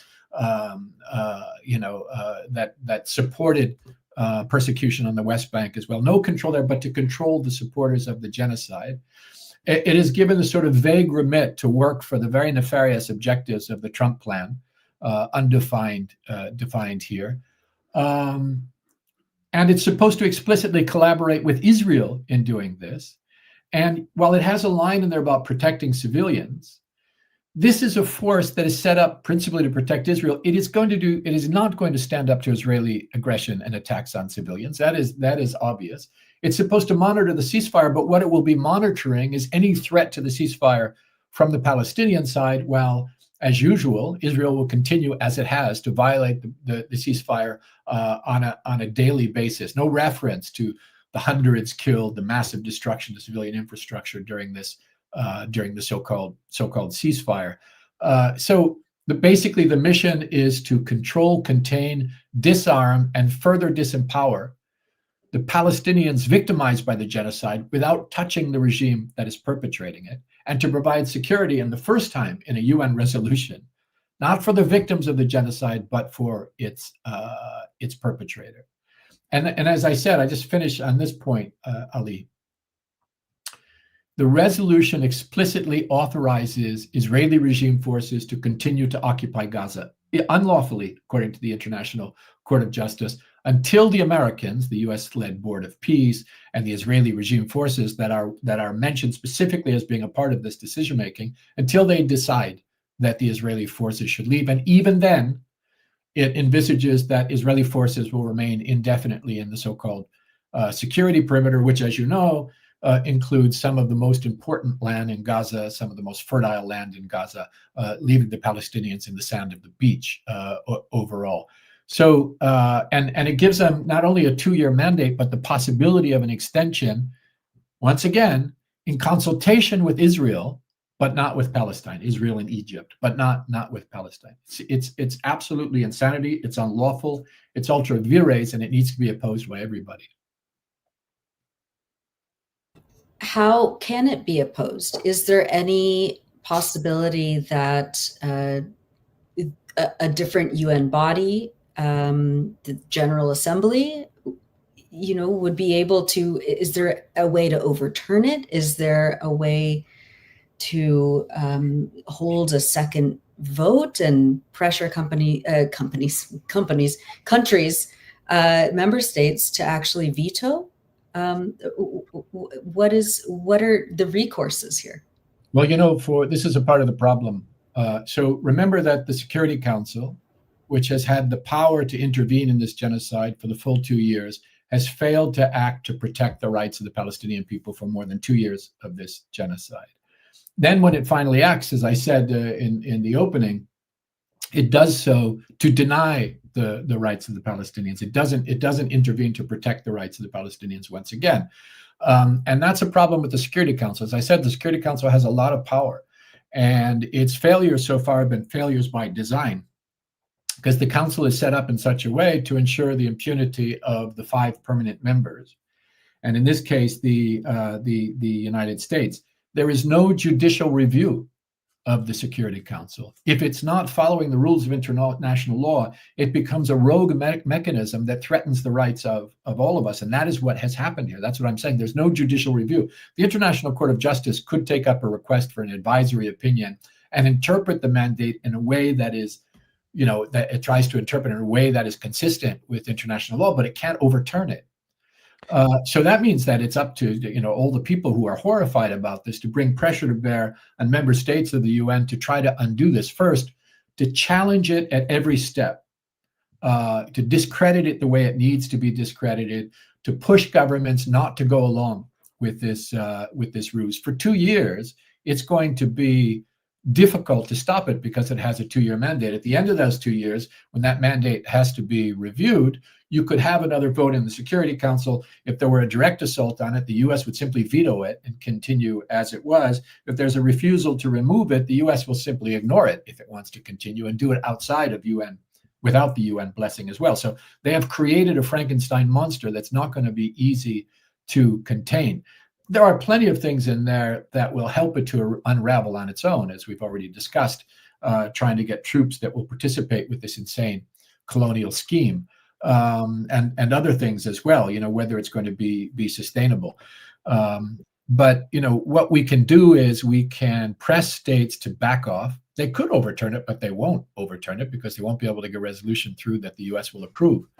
Well, let's talk about that, Craig, because, Russia and China have been extremely critical of this resolution for all the right reasons. I read their statements, very good statements, but they let it pass. They abstained. Now, they're both permanent members who have vetoes, and either or both of them could have stopped this resolution. Now, they both argue that, we opposed it. Russia put forward an alternative. The Arab states, or some of the key Arab states, lined up with the Trump plan, with the Israeli Trump plan against the Palestinian people. And so the Russians and Chinese said, the Palestinian Authority supported it, the Arab states supported it, so who are we to veto it? Yeah. So we abstained. But I have argued that they had a bigger responsibility than that. They know, the Chinese and the Russians aren't naive. They know that the Palestinian Authority, although they recognize them, that they're puppets of Washington. They know that Egypt, Turkey's a NATO member. NATO's currently effectively in an undeclared war against Russia. UAE, Egypt, Qatar, Jordan, all vassals and puppets of the United States. The Russians and Chinese know that. They don't take their orders from these puppets. There is a bigger picture here, which is that, as you said, once this passes, it's almost impossible to undo because they're never going to get a resolution through. The U.S. uses its veto all the time. So I would argue that they had a bigger responsibility to say, no matter what the Palestinian Authority says, no matter what Egypt and the United Arab Emirates and Jordan and Qatar say, and Turkey, and Indonesia and Pakistan, who gave them the right to decide the fate of Palestine, no matter what they say, this resolution is so damaging to the basic principles of the United Nations and to international law that, notwithstanding what those countries say, we cannot let this pass. They should have vetoed it. That's my view. I've heard all sorts of counter arguments. Oh, the US was threatening this and threatening that. If Russia and China think the UN has any value at all, If they don't just want to withdraw from the UN and wrap the whole thing up, then they had to veto this, and they failed. That is my contention. What's your view? Well, absolutely. Russia and China have, for transactional reasons, thrown the Palestinian people under the bus, thrown international law under the bus, and abdicated their responsibility as P5 members in the Security Council. They could have and they should have vetoed it. They know what the problems are. They said those in their own statements, and yet they went along with it. Let me just finish my point on Nora's question, and then I'll answer this one as well. I just wanted to say that there are alternative tracks that can be pursued. Of course, many of them are in the streets and our own mobilization. But if we can create an alternative track, as you've heard me say before, in the UN General Assembly under Uniting for Peace that focuses on accountability of the Israeli regime, which has been completely ignored here, and build political support from member states to try to get that passed in the GA and to frame a protection force for that moment in the future when it becomes possible, that political work can continue. But in the immediate term, we are up against quite a tall brick wall with what they have created here. Now, why did they do it? As you know, the way that the United States functions in diplomacy is not with skilled diplomats. Their diplomats are usually not very skilled because they don't need to be. They have power, they have carrots and sticks, and they always deploy threats and inducements in order to get their way in this voting. I'm told by diplomats that this was the most extreme badgering and threatening and bribing action by the United States that they have seen. They really turned up the heat in typical Trump style in all of this and deployed whatever carrot and sticks they have. So Russia, in the middle of sensitive discussions with the Americans on Ukraine, and wanting to get the U.S. to ratify its retention of certain parts of Ukraine and so on, in the middle, that clearly was deployed. China, in the middle of sensitive negotiations with the U.S. on trade and tariffs that they have prioritized, they have thrown the Palestinians under the bus in favor of those transactional reasons. Then you have, and that goes straight across the 15 members, the other 14 members of the council, where all of these things were deployed. Then you have the threat that was unleashed by the Americans and Ambassador Waltz himself, and repeated privately and publicly, that if you don't agree to this, we are going to unleash the dogs of genocide on Gaza. So it was a mafia shakedown in classic Trump Roy Cohn style. And many diplomats have commented that they believe that was true. That would have been the next move.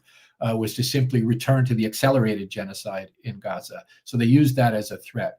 Then you have the betrayal of the Palestinian Authority, which was very active in telling Russia and China and the Arab group and the Europeans and others to please support this proposal. So the Palestinian Authority, as you know, Ali, and this is an issue for the Palestinian people to reform their own institutions, but you're supposed to have a state of Palestine represented in the UN. You're supposed to have the PLO in charge of foreign policy, and then you have the Palestinian Authority as this local body working out of Ramallah. In fact, those bodies, as you know, are merged, which means that the Palestinian Authority, which has no legitimacy vis-a-vis its own people, which operates under occupation, which operates under the boot of the Israelis, that has its own personal interest involved, which relies on funding from the Europeans and the Gulf, is directing the foreign policy of Palestine and therefore of what they say in the UN. And so member states will always go to the Palestinian mission and say, what should we do? And here they're told, you have to support this. Don't veto it, support it. And then to complete what I've called the perfect storm of complicity, the Arab states also had a major push to get this thing supported. Remember, the Saudis, who were very active here, were in the middle of their discussions with MBS in Washington, in the middle of their discussions for security guarantees with the Americans, and now they have been identified by Trump as a major non-NATO ally, which means that the U.S. will come to the defense of the regime when it's threatened, and advanced weapon sales deals, including advanced fighter jets from the United States. So the Saudis, once again, and not for the first time, threw the Palestinians under the bus. The Egyptians, the second largest recipient of U.S. foreign aid after Israel, playing a similar role in telling everyone that they have to support it, and many in the broader Arab group. So if you are Russia or China or somebody from Latin America or Africa, and you go to the Palestinians and you go to the Arabs and you ask, what should we do? You're being told, support this resolution, otherwise they will unleash the dogs of genocide. And that's how you explain that there were 4 Muslim countries on the council that voted in favor, including Algeria, which had been the tip of the spear in defending the Palestinians in the Security Council, as well as Pakistan and Somalia and Sierra Leone, which is a Muslim majority country. So there's your perfect storm of complicity. It doesn't excuse anyone. This was an act that was, they exceeded the power of the Security Council. They violated international law. They abandoned the Palestinians, and they created a Frankenstein monster that's going to take a lot of work to now dismantle. Nobody gets an excuse for having done so. And it's also notable that Russia and China have good relations with the Palestinian resistance factions, and we're in touch with them. And we had Osama Hamdan, the senior member of Hamas, who said the day before the resolution was adopted that his organization had communicated very clearly the objections and concerns of the resistance groups to all the members of the Security Council, including Russia and China. So they were very aware what the problems were. And as you said, they reflected them in their statement. So the PA were not the Palestinian Authority, the collaborators in Ramallah, Israel's guys in Ramallah, were not the only Palestinians that the Security Council members were hearing from. So it really is, to me, just the Russians had said that after they allowed the Americans to pass a resolution on Libya in 2011, which basically allowed, which the US then interpreted as allowing them to carry out a NATO regime change war, that they would never allow that again. And yet here they have not learned the lesson, and they have allowed this again. And the same could be said about Haiti, which, as you said, they authorized a rogue force, not a UN peacekeeping force. This international stabilization force are not blue helmets. They're not coming under a UN flag. They are an ad hoc force under the control of the United States and Israel.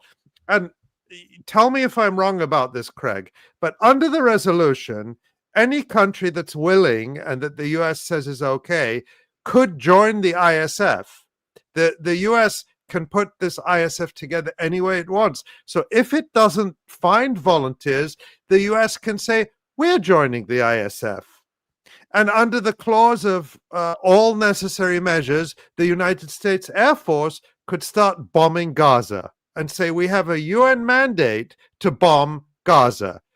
Trump has said no boots on the ground, no American boots on the ground, but they could say the US Air Force is part of the ISF, that US cruise missiles are part of the ISF, and they could start bombing Gaza themselves, claiming that they're doing so with a mandate from the UN Security Council. And it will have been Russia and China, the only 2 countries who could have stopped this atrocity, who once again allowed it to happen. And to me, it's inexcusable.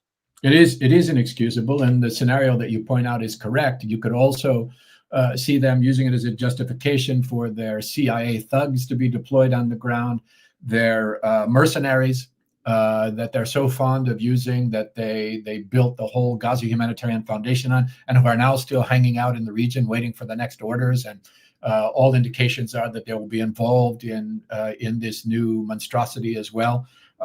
So it is a real threat. The Russians and the Chinese knew better. There is a theory out there that the other powers like the idea of the US being drawn deeper and deeper into a quagmire in Western Asia to exhaust its resources, and it's standing even further while they continue to focus on their own priorities as well. I mean, I think that's not totally insane as a motivation in the end, but they have abandoned the Palestinian people. There was no, yes, they consult with the PA's representatives, but before this thing was adopted, we already had very clear statements of the Palestinian people, which in three manifestations: the Palestinian civil society and their networks of NGOs and so on, the human rights organizations, but also the political factions, except for Mahmoud Abbas's Fatah, and the active resistance groups as well. So Palestine had spoken. They knew very well that this isn't something Palestine wanted. And you will remember, you and I spoke about on this show these proposals under Uniting for Peace and so on for a force that would have been based on the consent of the Palestinians, who could decide who's included in that force, when they come, how long they stay, and when they have to leave. This flips it totally on its head, because this force, in the terms of the resolution itself, is to be consulted with the Israeli regime and not with the Palestinians. So it is an occupation force. It is a force that is empowered to be violent, impose itself against the will of the indigenous people, to carry out acts that are by definition a violation of international law, as reaffirmed by the International Court of Justice just months ago. So it is as bad as it sounds. It is extremely dangerous, and the world has abandoned Palestine now. You see how we've come full circle. After the partition against the will of the indigenous people of Palestine, getting a UN stamp of approval, so-called, and then, when the UN changed in the 1960s and 70s to include all formerly colonized countries who built a coalition of the Global South to fight against Israeli oppression, to fight against apartheid in South Africa, to work for decolonization of countries.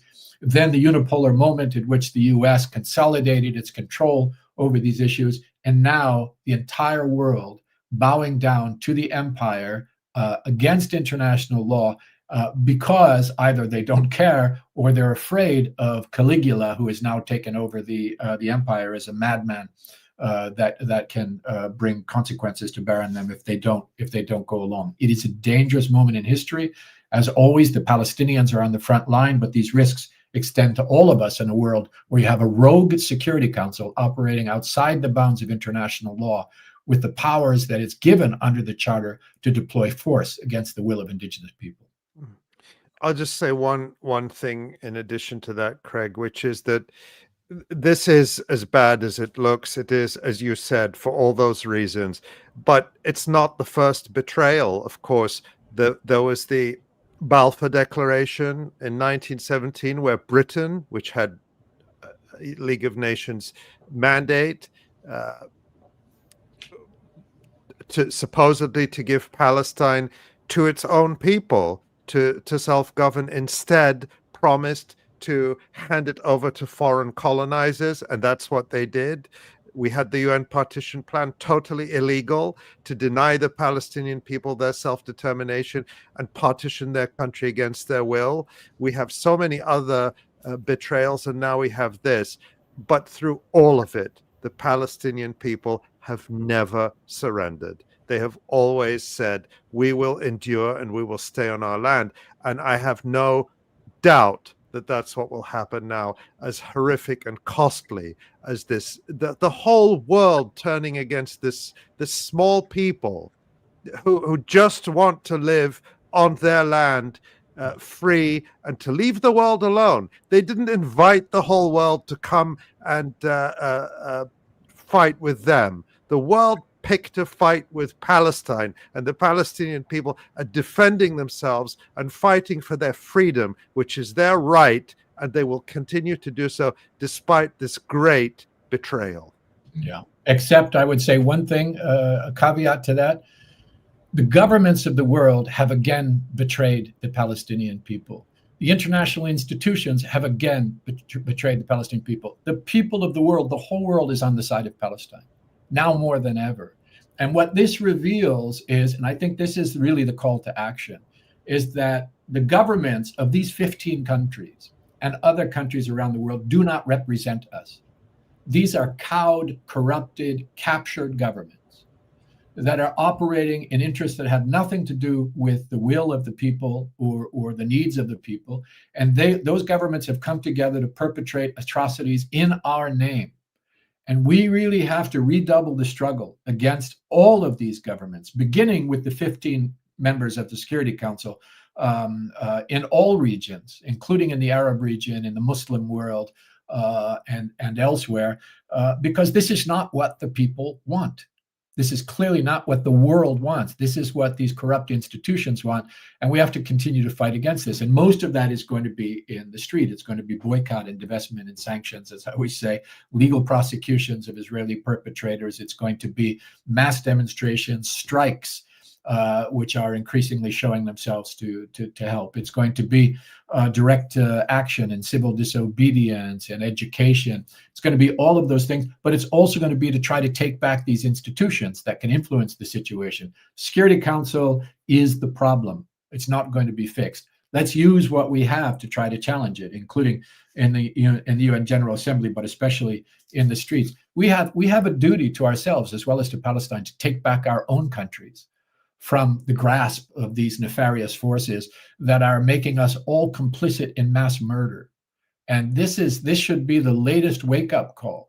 They corrupted our governments. They've now corrupted international institutions, and they've climbed all the way to the top to take the levers of power of the Security Council, which is a danger in the end to all of us. So, the world needs to stand up against those who have captured governments and institutions.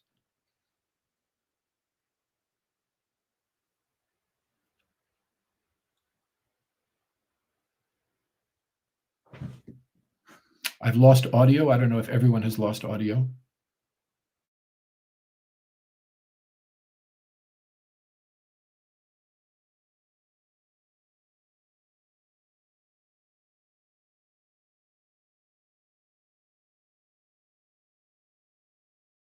Okay, well, Uh-oh.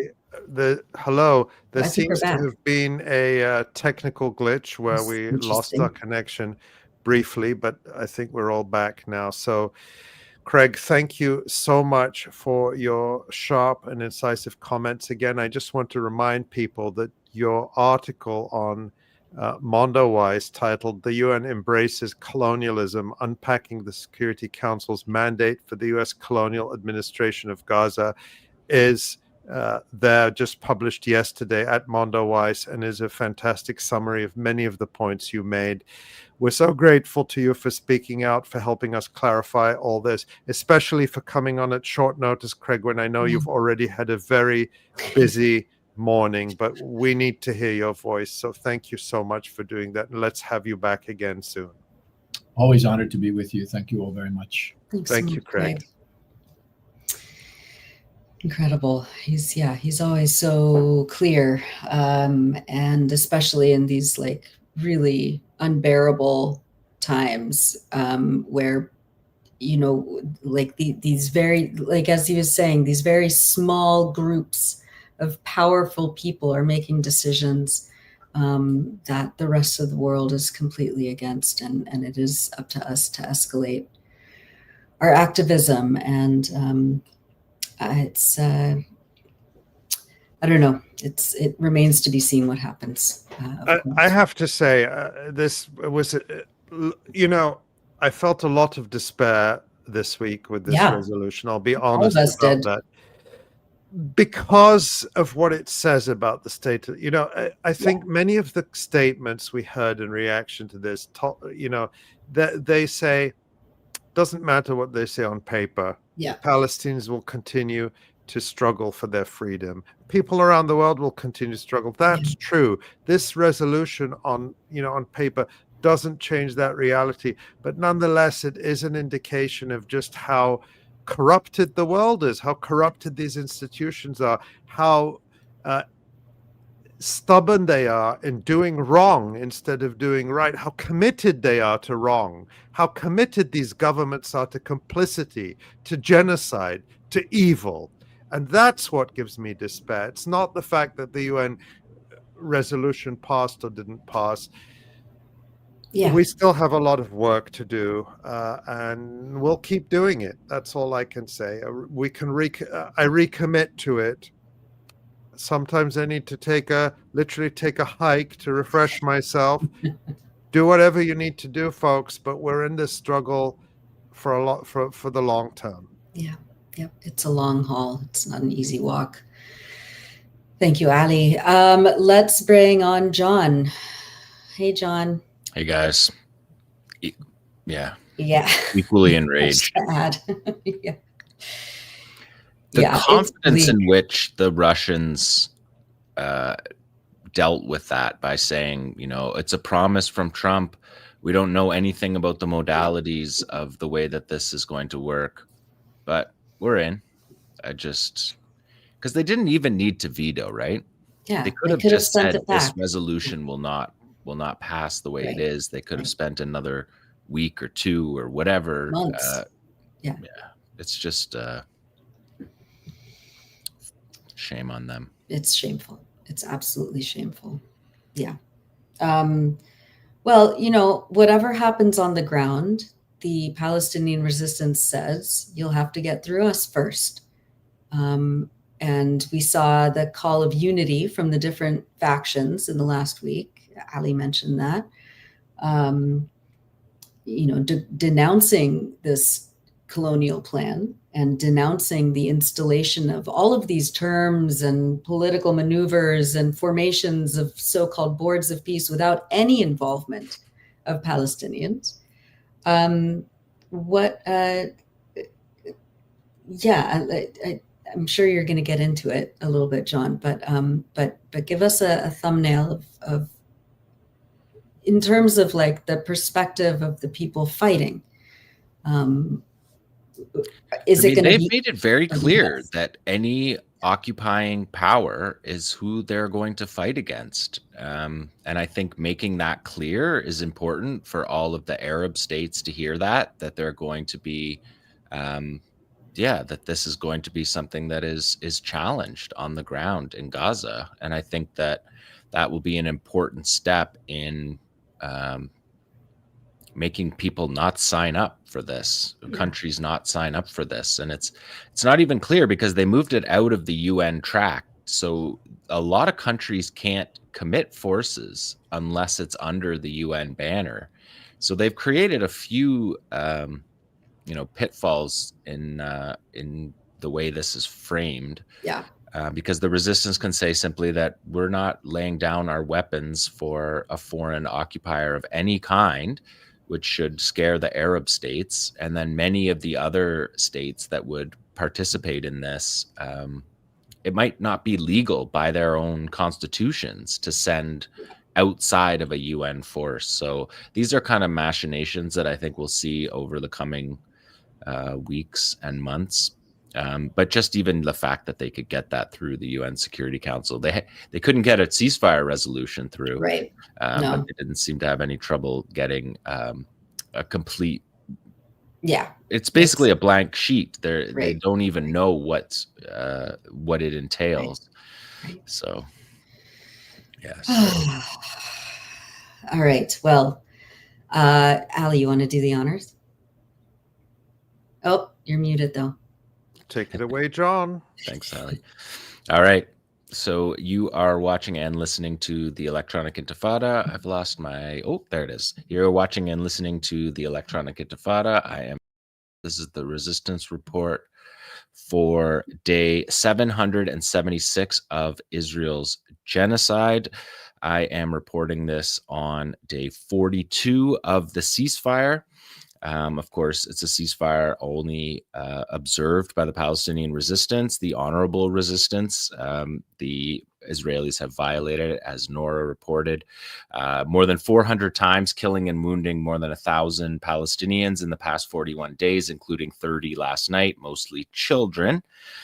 For my report today, I'm going to touch on three parts. I'm going to begin by showing the work that the Qassam brigades and the Shadow Unit have put into finding the fallen mostly Israeli soldiers and security officers as part of phase 1 of the prisoner exchange. I'm also going to take a look at the yellow line that I have been following and has been in the news as predicted, and look at some of Israel's operations on the eastern side of the yellow line. I think they're very telling. They've been celebrating the destruction of locations where Israeli soldiers were defeated on the battlefield, places they couldn't destroy during the battle. and then we'll wrap up with I'll share some communiques from the that have been published over the last week and a half or so from the 𝐐𝐭𝐫𝐿 brigades, from 𝐓𝐡𝐞 𝐄𝐿, from the PFLP. Yeah, so let's start with number one here. We're going to take a look at here. We're seeing the shadow unit of the 𝐐𝐭𝐫𝐿 brigades in front of heavy equipment. They are recovering fallen soldiers and security officials. In this photo is from 𝐄𝐥𝐿. You can see the heavy machinery behind them that is allowed to be used to find the Israelis. That machinery hasn't yet been applied to Palestinians, which is a telling, I think, statement of how the world and the Israelis and Americans see the Palestinians in comparison to the Israelis. And of course, in this ceasefire, the resistance is abiding by the agreement.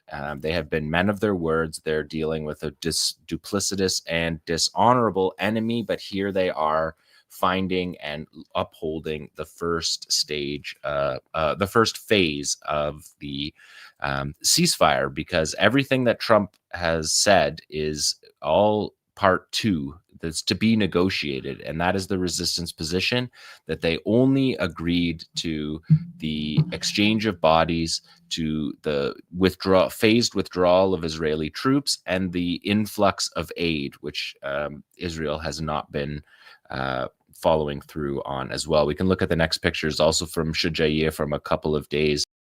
You can see them in front of the Volvo excavator that could be used for the Gaza municipality. It's got an Egyptian flag on it because Egypt is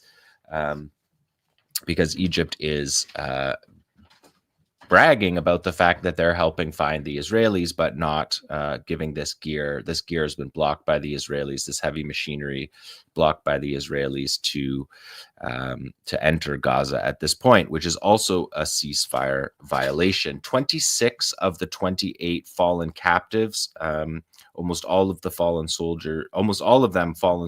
A couple of them have been kibbutz security, rapid response security officials, which was had been known. Israel called them civilians. If we look at the next slide, we can see the Zaytun neighborhood. The fighters there on the trucks being escorted by the International Committee of the Red Cross through the ruin. All of these next few, you're going to see the widespread destruction.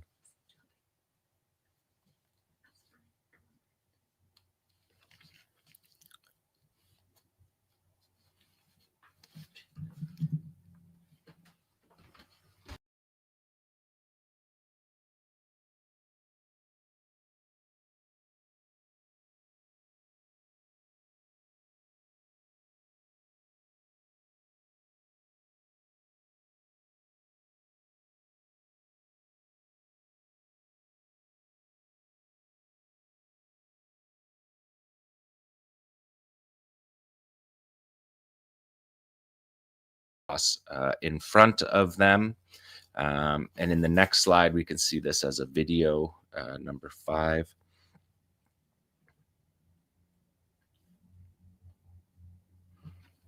See nothing but destruction all around.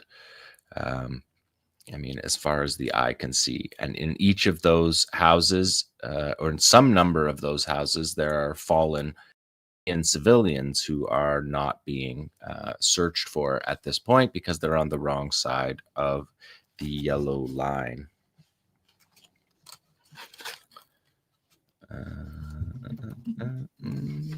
John, we're having incredibly strange things happening in at least on our YouTube and Twitter streams. Yeah, I think it may be the streaming service which has introduced some changes and which is glitching. So let's see if we can keep a stable connection for a bit, John, and then have you go back and do your report, because we don't want people to miss it. It's very important. But let's just take a look. We're going to take a minute and see if we can figure out what's going on before we go back to you. So people, thank you for your Make good for patience. their service. Yeah. Hopefully not anything Okay. more nefarious than that. Yeah. So now let me just ask our friends in the audience and in the chat. Are you hearing and seeing us clearly without any glitches now? Let us know in the chat if you are. And in the meantime, I'm looking at the status of the streaming service, and it says that it seems to be up. Okay, people say they can see us and hear us. Now, Tamara, why don't you put on a piece of media and see, because that was an issue. Add some media, and people tell us: are we still? We're still coming through loud and clear. Yeah, right? but Looks like we are. It's all right. just Now let's do a test here. We're doing this all in real time, live TV, folks. This is how it goes. Let's go back to just Jon and some media. And Jon, don't do your full report yet. Just give us a minute or two, and see if we can get you by yourself and some media on and get a stable stream. Let's do that. Oh. Testing. 1, 2. Looks good for so far. There. Yeah. All right. Let's just see. Oh. And there's Asa. I just seem to disappear when the media is added. So Very strange. can we do media as full screen and me as just audio? Or it seemed to be working when we had other people on, so maybe we can keep one other person on and we'll just mute our camera. Yeah, would that work? That just showing that media like that, would that work? That works. Okay. I don't know. Yeah, it does seem to be working. All right, let us know in the chat. Okay, are we resetting? I'm happy to just be a blank square on the run it from the top. Yeah. We'll do it live. Do it live. Okay. Well, let's reset then. You are watching and listening to the Electronic Intifada. I am Jon Elmer. This is the Resistance Report for day 776 of Israel's genocide in Gaza. It's also day 42 of the ceasefire that Israel has violated now more than 400 times, killing and wounding 1,000 Palestinians in the past 41 days and 30 more last night. Mostly children, as always is the case. This report is going to be broken down into 3 parts. What you see on the screen right now is the 𝐄𝐿 Brigade's shadow unit working with the International Committee of the Red Cross in order to retrieve fallen captives as part of the first phase of the deal. We'll then take a look at Israel's operations on the eastern side of the Yellow Line. And then I'll share some videos at the end about from the resistance over the last couple of weeks, dealing with mostly dealing with saluting the population for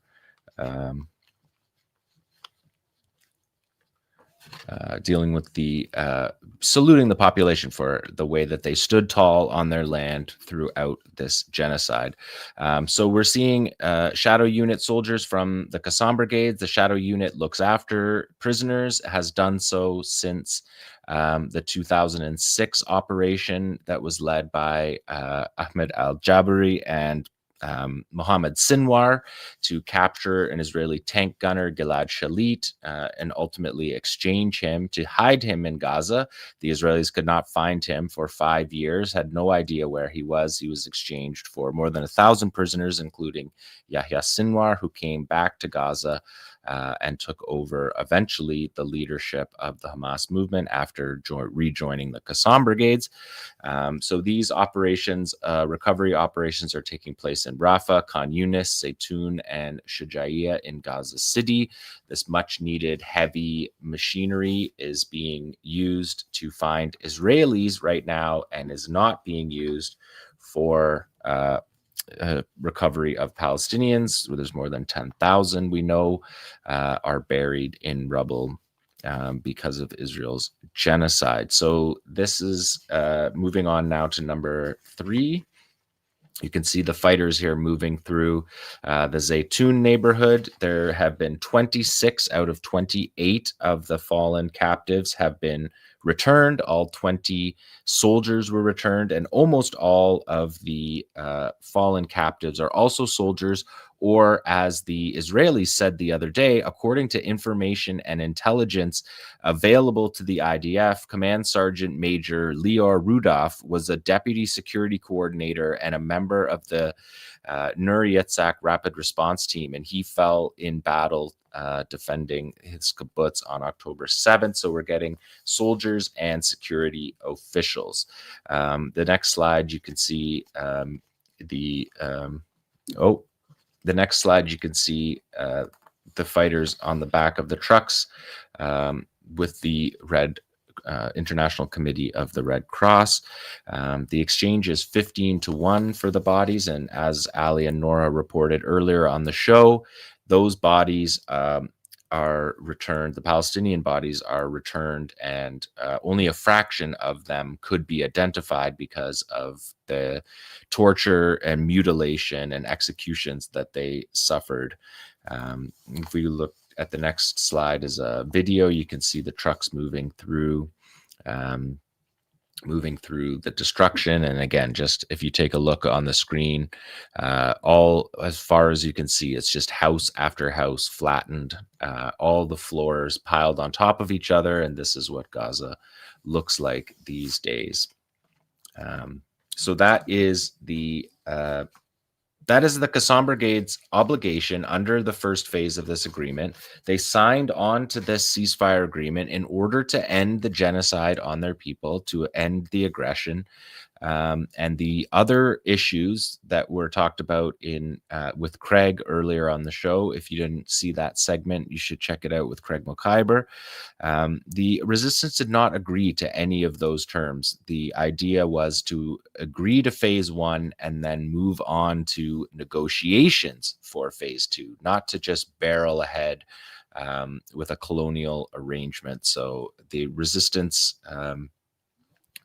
upholding the agreement by the resistance is obviously only a one-sided affair. If we can move on now to the yellow line, I want to show you.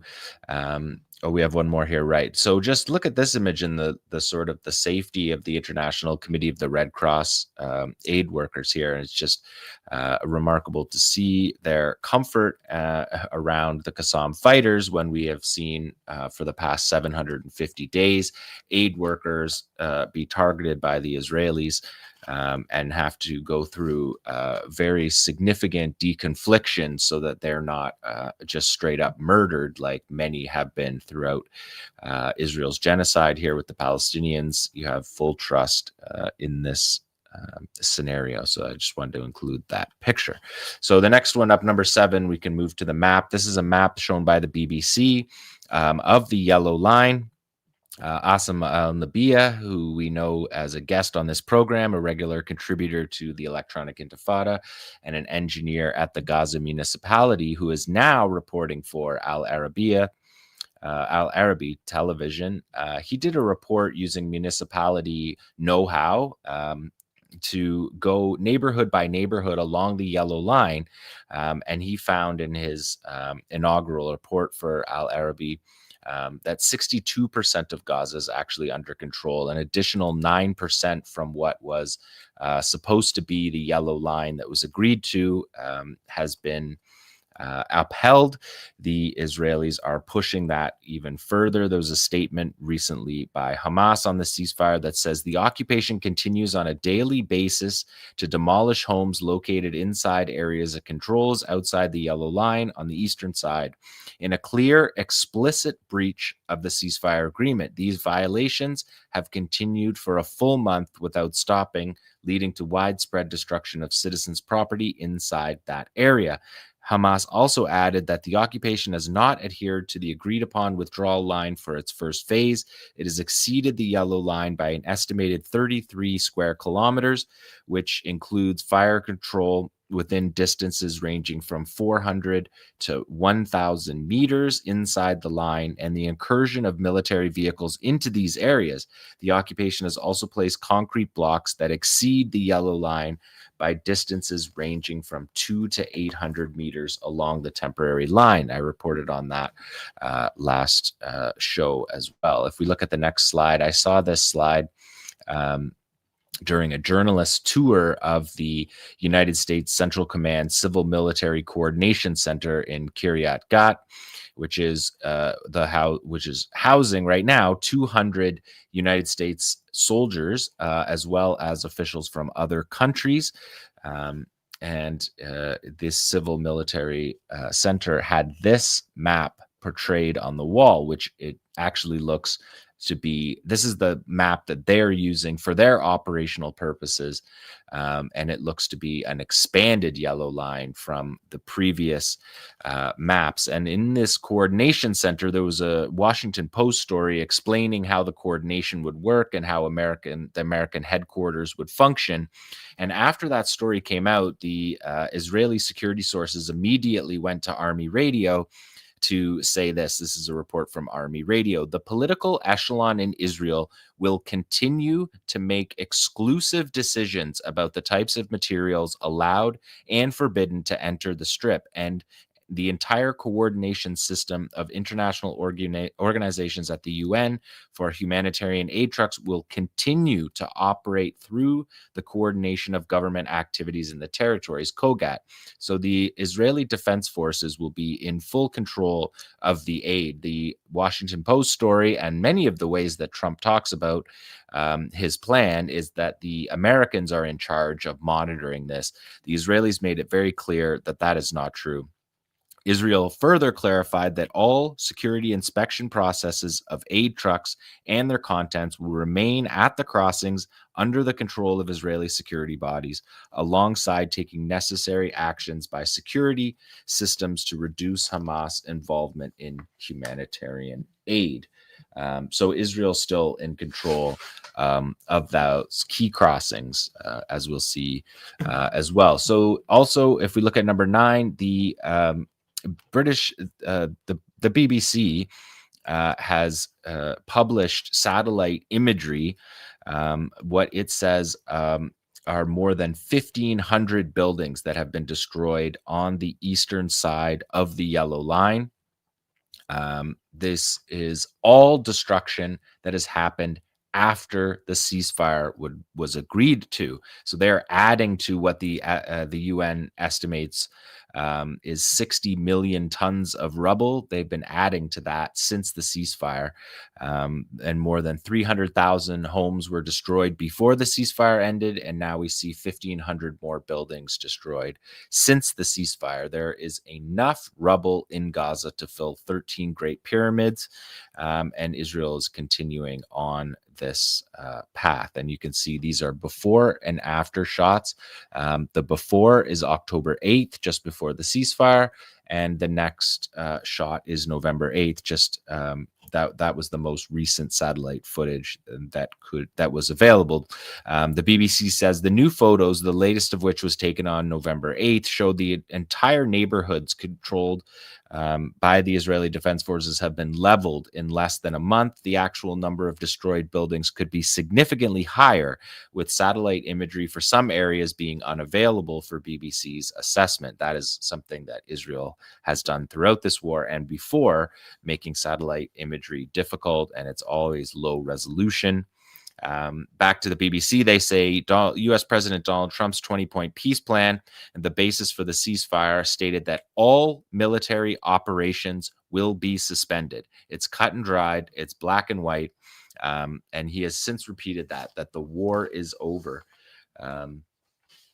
And that is clearly not the case. If we look at the next slide, you can see this is also in Al-Bayaq. This is in eastern Rafah, and you see the same thing, a more rural area. that you can see the erasure of.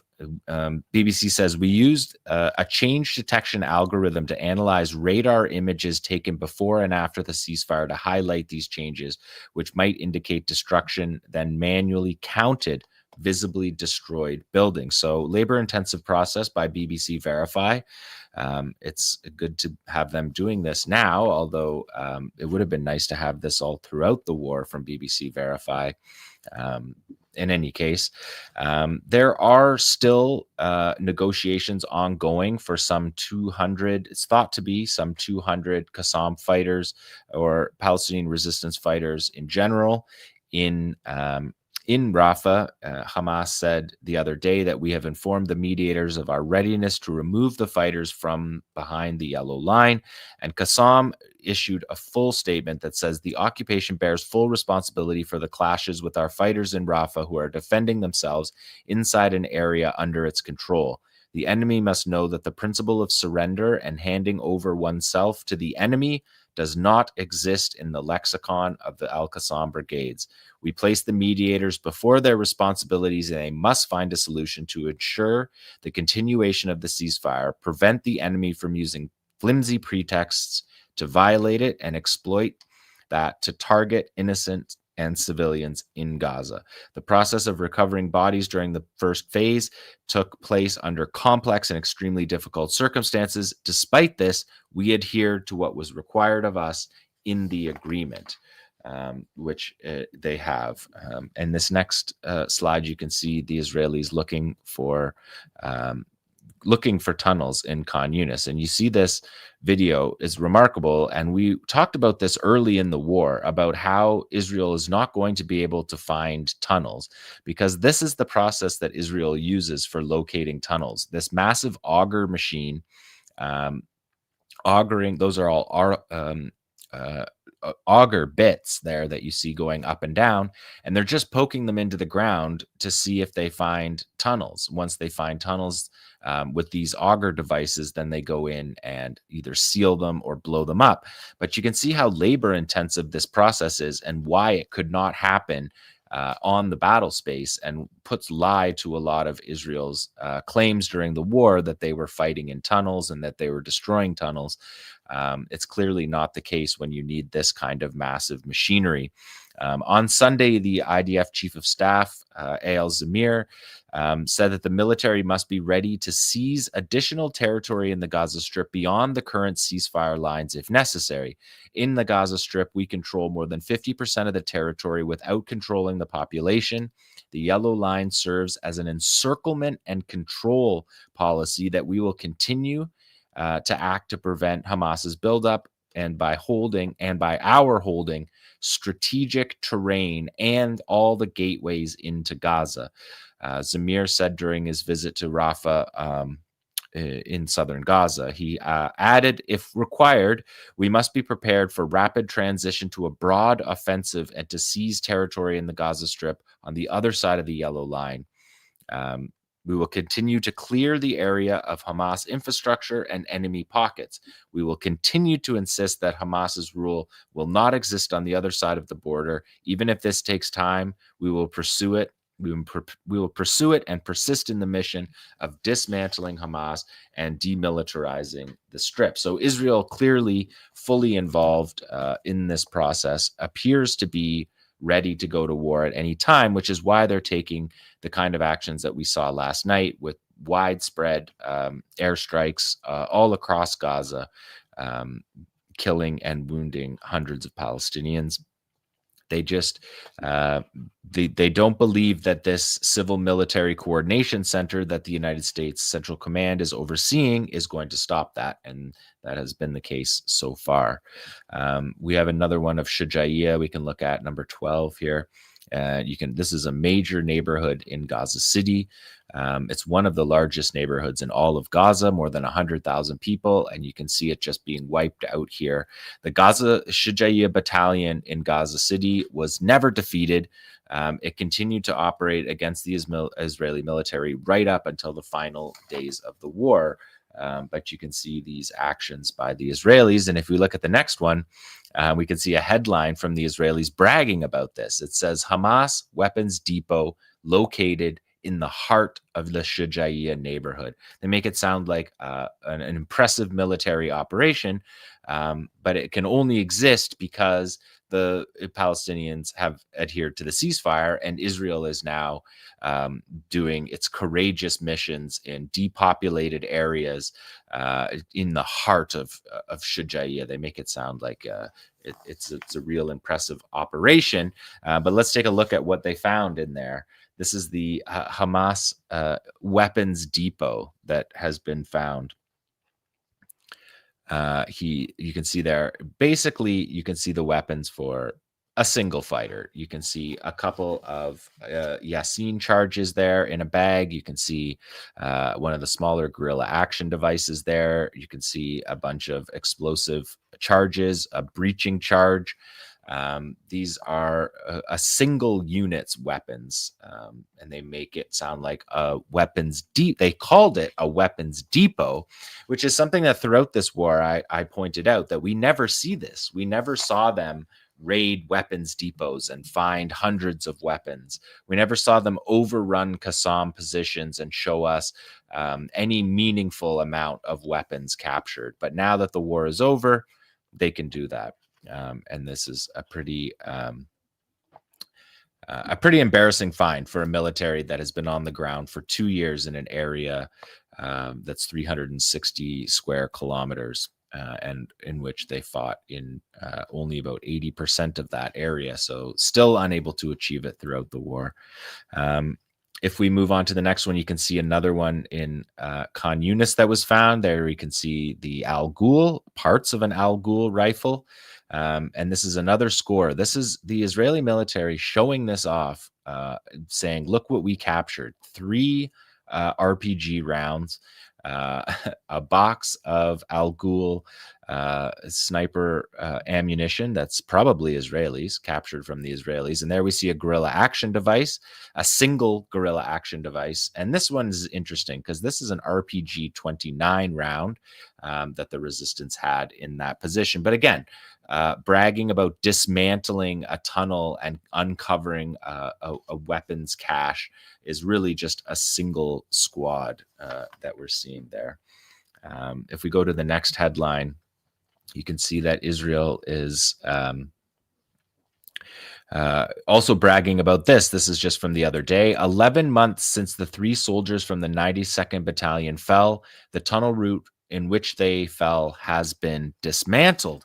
So they're going back on land, on operations that they were defeated in order to destroy the tunnel that defeated them on the battlefield, and bragging about that.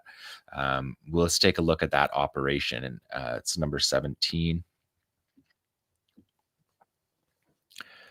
You can see there that it opens up with text that says snake hunting. We watched this. I broke this down on the show in December of 2024. The text says that the Israeli soldiers were lured into a complex ambush and hit with multiple IEDs. This is during a time when Israel said that Beit Hanun and Beit Lahia were under complete Israeli control, and these soldiers weren't expecting.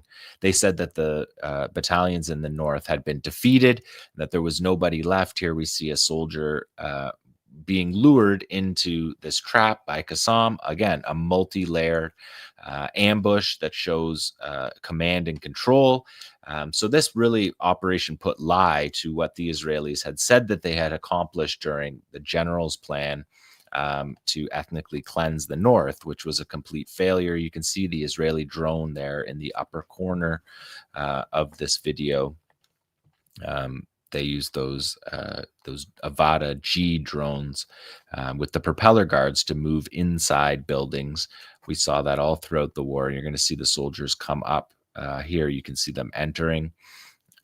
So this is a significant operation in an area that was supposedly completely devoid of fighters. So this put lie. You can see that's the commander's hand.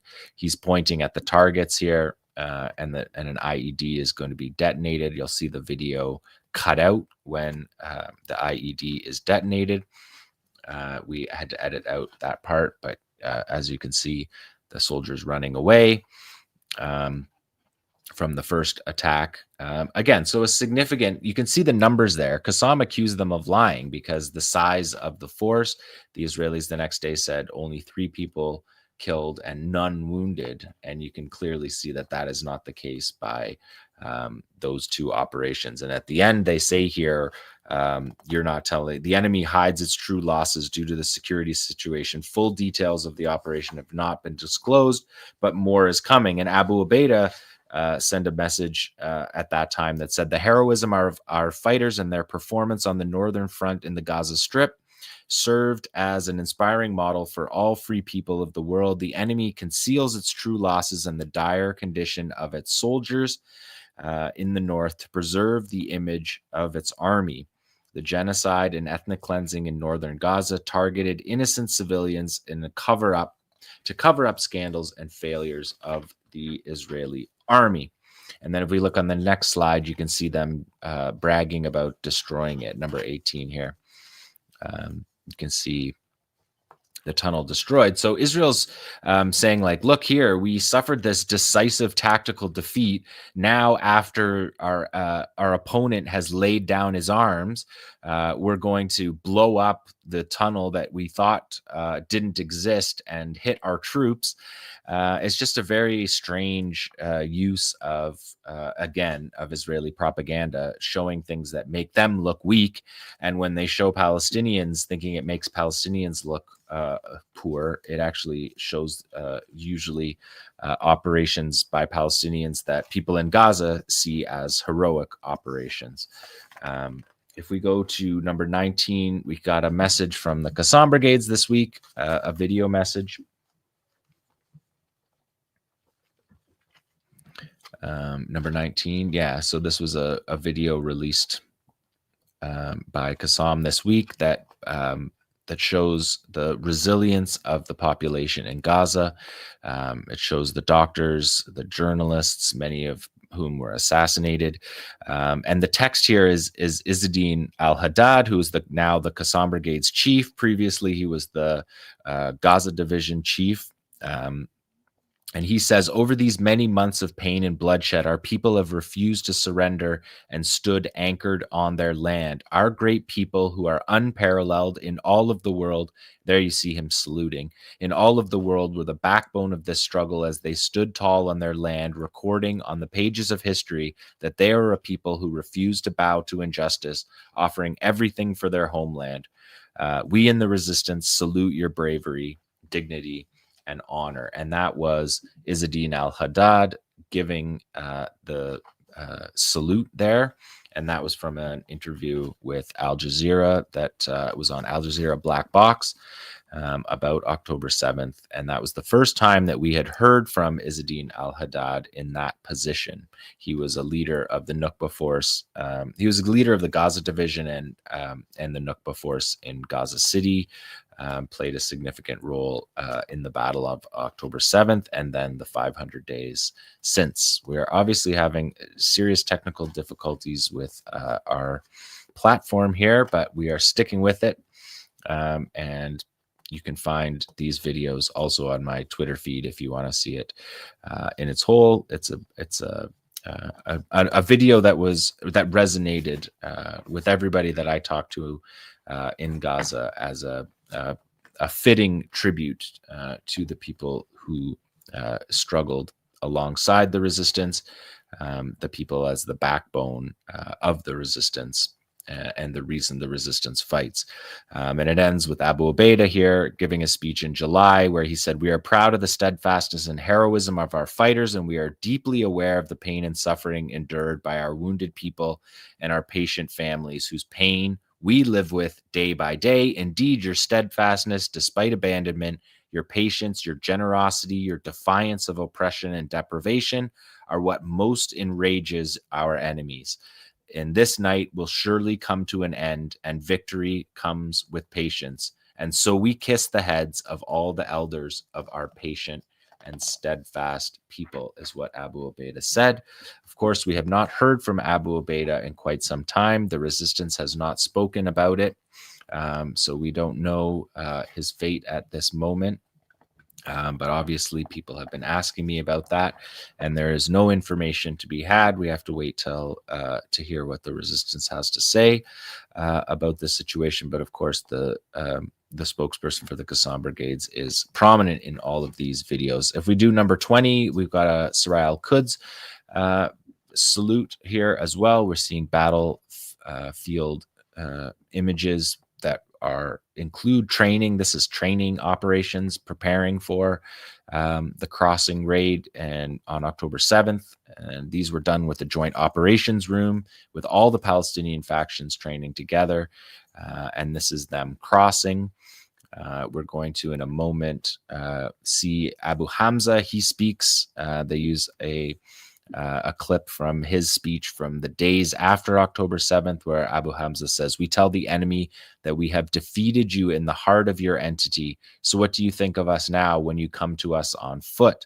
And he says, he ends that with, "So welcome to the expanse of hell." That was how he greeted the ground war in Gaza. And the founder of 𝐓𝐡𝐞 and the General Secretary of Islamic Jihad now, Ziad al-Naqala, he spoke at the Arab Summit last week, and he spoke, and he also saluted the people. He said, "For 2 years we fought. Gaza did not yield against the strongest forces on earth, an international coalition led by the United States, remaining a formidable opponent until the very end, never retreating, never surrendering. Our Palestinian negotiating delegation sat across a massive international forum to sign an agreement to cease the aggression against our people. This would not have happened were it not for the steadfastness of our great people and the bravery of its fighters on the battlefield. They wanted our people and the resistance to surrender, but we engaged in this battle with our weapons still in our hands. We emerged from this battle with our weapons still in our hands. Our fighters are still on the battlefield, and our people are holding their heads high, dignified, and honorable. All the resistance factions were a single hand on the gun. On the political front, the resistance spoke with one voice and had one position. We must continue this unity in this next political stage because the battle is not over. The Americans realized after 2 years of war that continuing the war as it was put the enemy's military in a predicament, i.e. unable to win, and was leading to international isolation. Americans were losing their position in the world. The ceasefire gave the U.S. the chance to try to regain control and stop Israel's self-destructive madness. Many countries signed on because the war had repercussions on their credibility too. It was a chance for all these countries to escape the moral predicament of their inaction. Sharm el-Sheikh was an expression of the extent of the global crisis.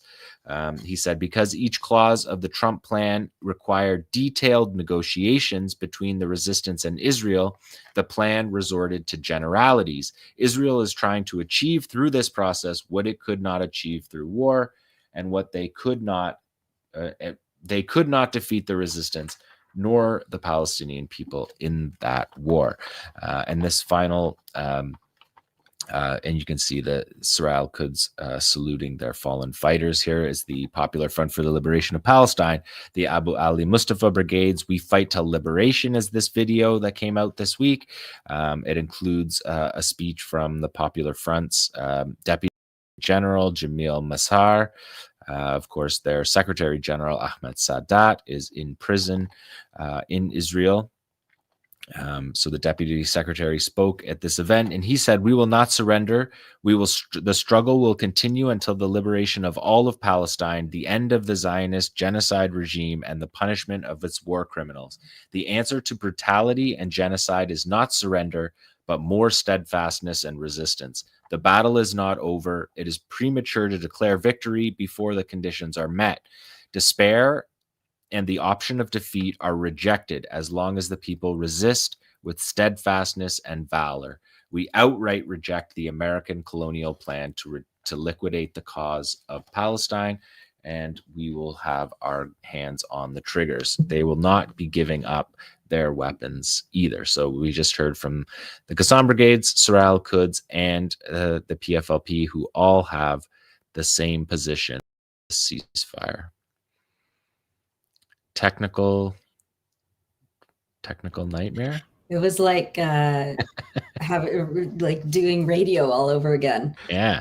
No visuals, but the audio was okay. Yeah, there's some super glitch in Is it part of the service.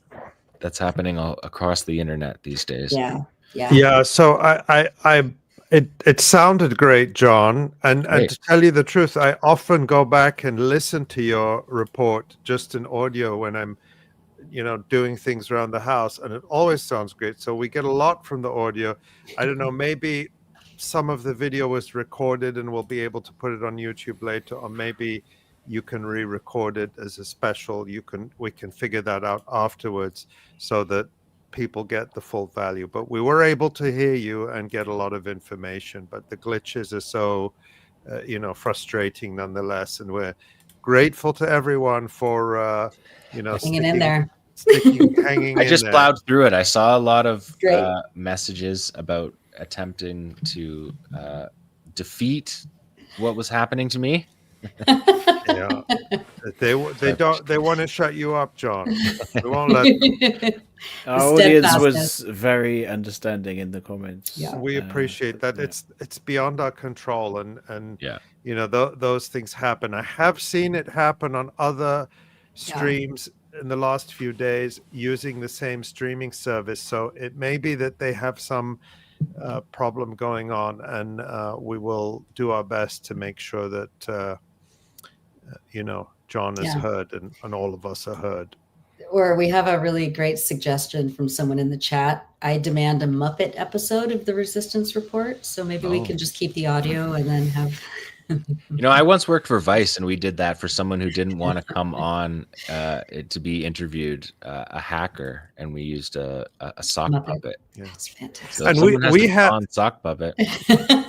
And we have dedicated people in the audience who only listen either because that's their choice or because they're visually impaired, and we or blind. I don't know, if I apologize if I used an incorrect term, but we have blind members of the audience who tell us that they appreciate how descriptive you are, John. So we always want to be attentive to that. The video is important for many people, but it's not the only way to get information. So we have to keep that in mind as well. Thanks to Tamara for going through that. Poor Tamara. Poor Tamara. That was a lot. Tamara's the goat. Amazing. Well, we got through all the discussion items before Craig. This has been an incredibly long and rich show. And I think we can wrap up. I want to take a quick look at the website. Of course, all the articles that we mentioned throughout this program that have been published on EI, you can read down below. There's our colleague Dave Cronin's new report about the EU. Oh, our media is glitching again. Ali, did you want to thank any specific people who have donated recently to keep this publication alive despite all the glitches? Yes, well, this is sort of between now and the end of the year is the time when many organizations, including us as an independent nonprofit, raise most of the money we need for the upcoming year. So you'll probably be hearing more about that over the next few weeks between now and the end of December. We try and keep that minimal because we want to focus on reporting, analyzing, and not doing fundraising. But I did show you our new sticker last week. Here it is again. It is the yellow rose of Abu Bakr Abed. It's a beautiful sticker, and that's gone out to thousands of people who have supported us in the past. So they will be getting the sticker in the mail along with a letter from us. And some people have said they already got theirs in the mail. Some people already got theirs. Yeah, I've seen that too. So we're very excited. We want you to put it somewhere where people will see it, where you feel comfortable putting it. It's another way of spreading the word. That's the whole point. as well as saying thank you. And speaking of thank you, I'll just mention a few names representative of so many wonderful people who help keep our work going. Stephen, Eleni, Cadence, Zainab, George, Lucas, Adi, Christina, Sloan, Jeffrey, Muhammad, Scott, Emily, Carol, Michal, Peter, Martin, Katia, Madeline, Paige, Moore, Shola, Carol, Robert, and Chris. We are so grateful to all of you for your support, and to everyone who watches, listens, shares the incredible writing that especially our contributors in Gaza do. It's more important than ever for their voices to be heard. They are being swept under the rug by mainstream media as this atrocious Trump plan was just legitimized by the Security Council. If we're not getting their voices out there, if we're not talking about them, who else is going to do it? So please keep it up. It inspires me so much when I see on social media, in real life, in Chicago, where I am, when I go around and I see Free Palestine signs just in people's windows in their apartments, when I see, I won't say graffiti, because we shouldn't be defacing public property or whatever, free expression, people expressing themselves in their windows, on the streets. It uplifts me so much, and it helps me feel that people are out there who care, who are willing to speak out. And so we have to be those people. We have to be the ones that other people see speaking out. And a shout out to all the brave and courageous people in the UK, particularly right now, who continue to be arrested. The hunger strikers who have been arrested. I don't know, Ace, if you want to say a word about them, just to keep them all in our hearts, and the more of us who speak out, the more of us who are visible, the harder it is for them to silence us and oppress us. Yeah, the 𝐓𝐡𝐞 24 political prisoners who are accused of taking direct action against 𝐓𝐡𝐞 Filton factory near Bristol in the west of England. Many of them are going on hunger strike they're being denied basic rights inside prison, including 𝐓𝐿 𝐄𝐥𝐿, who we have an article about on the front page of the website right now, so you can read more about the hunger strikers there. And also there's a new organization called Prisoners for Palestine, who are organizing around that. So these are some of the political prisoners inside British jails. And we had the exclusive story from Abu Bakr Abed. He had a bit of a scoop, which we published since our last fantastic story. Show.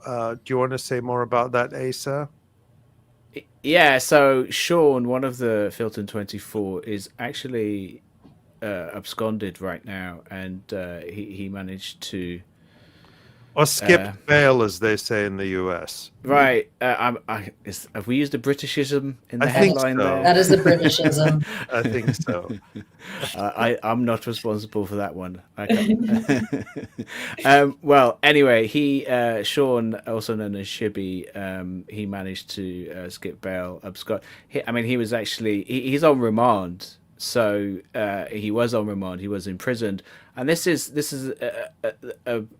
a problem that these political prisoners are facing. 𝐓𝐿 𝐄𝐥𝐿, she talks about it in her article about some of this, and some of the issues they're really facing. They're really being punished, especially since the banning of Palestine Action in jail. And Sean managed to abscond because he'd been given a few days release in order to attend his brother's wedding, I believe, and he didn't return, and so he's one of the Filton 24, and so I guess they're down to Filton 23 right now because he's free in an unknown location. But this is a great article, a great scoop by our dear friend Abu Bakr, who got an exclusive statement from him. So read all about it there.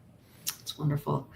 I do want to 2 points I want to make.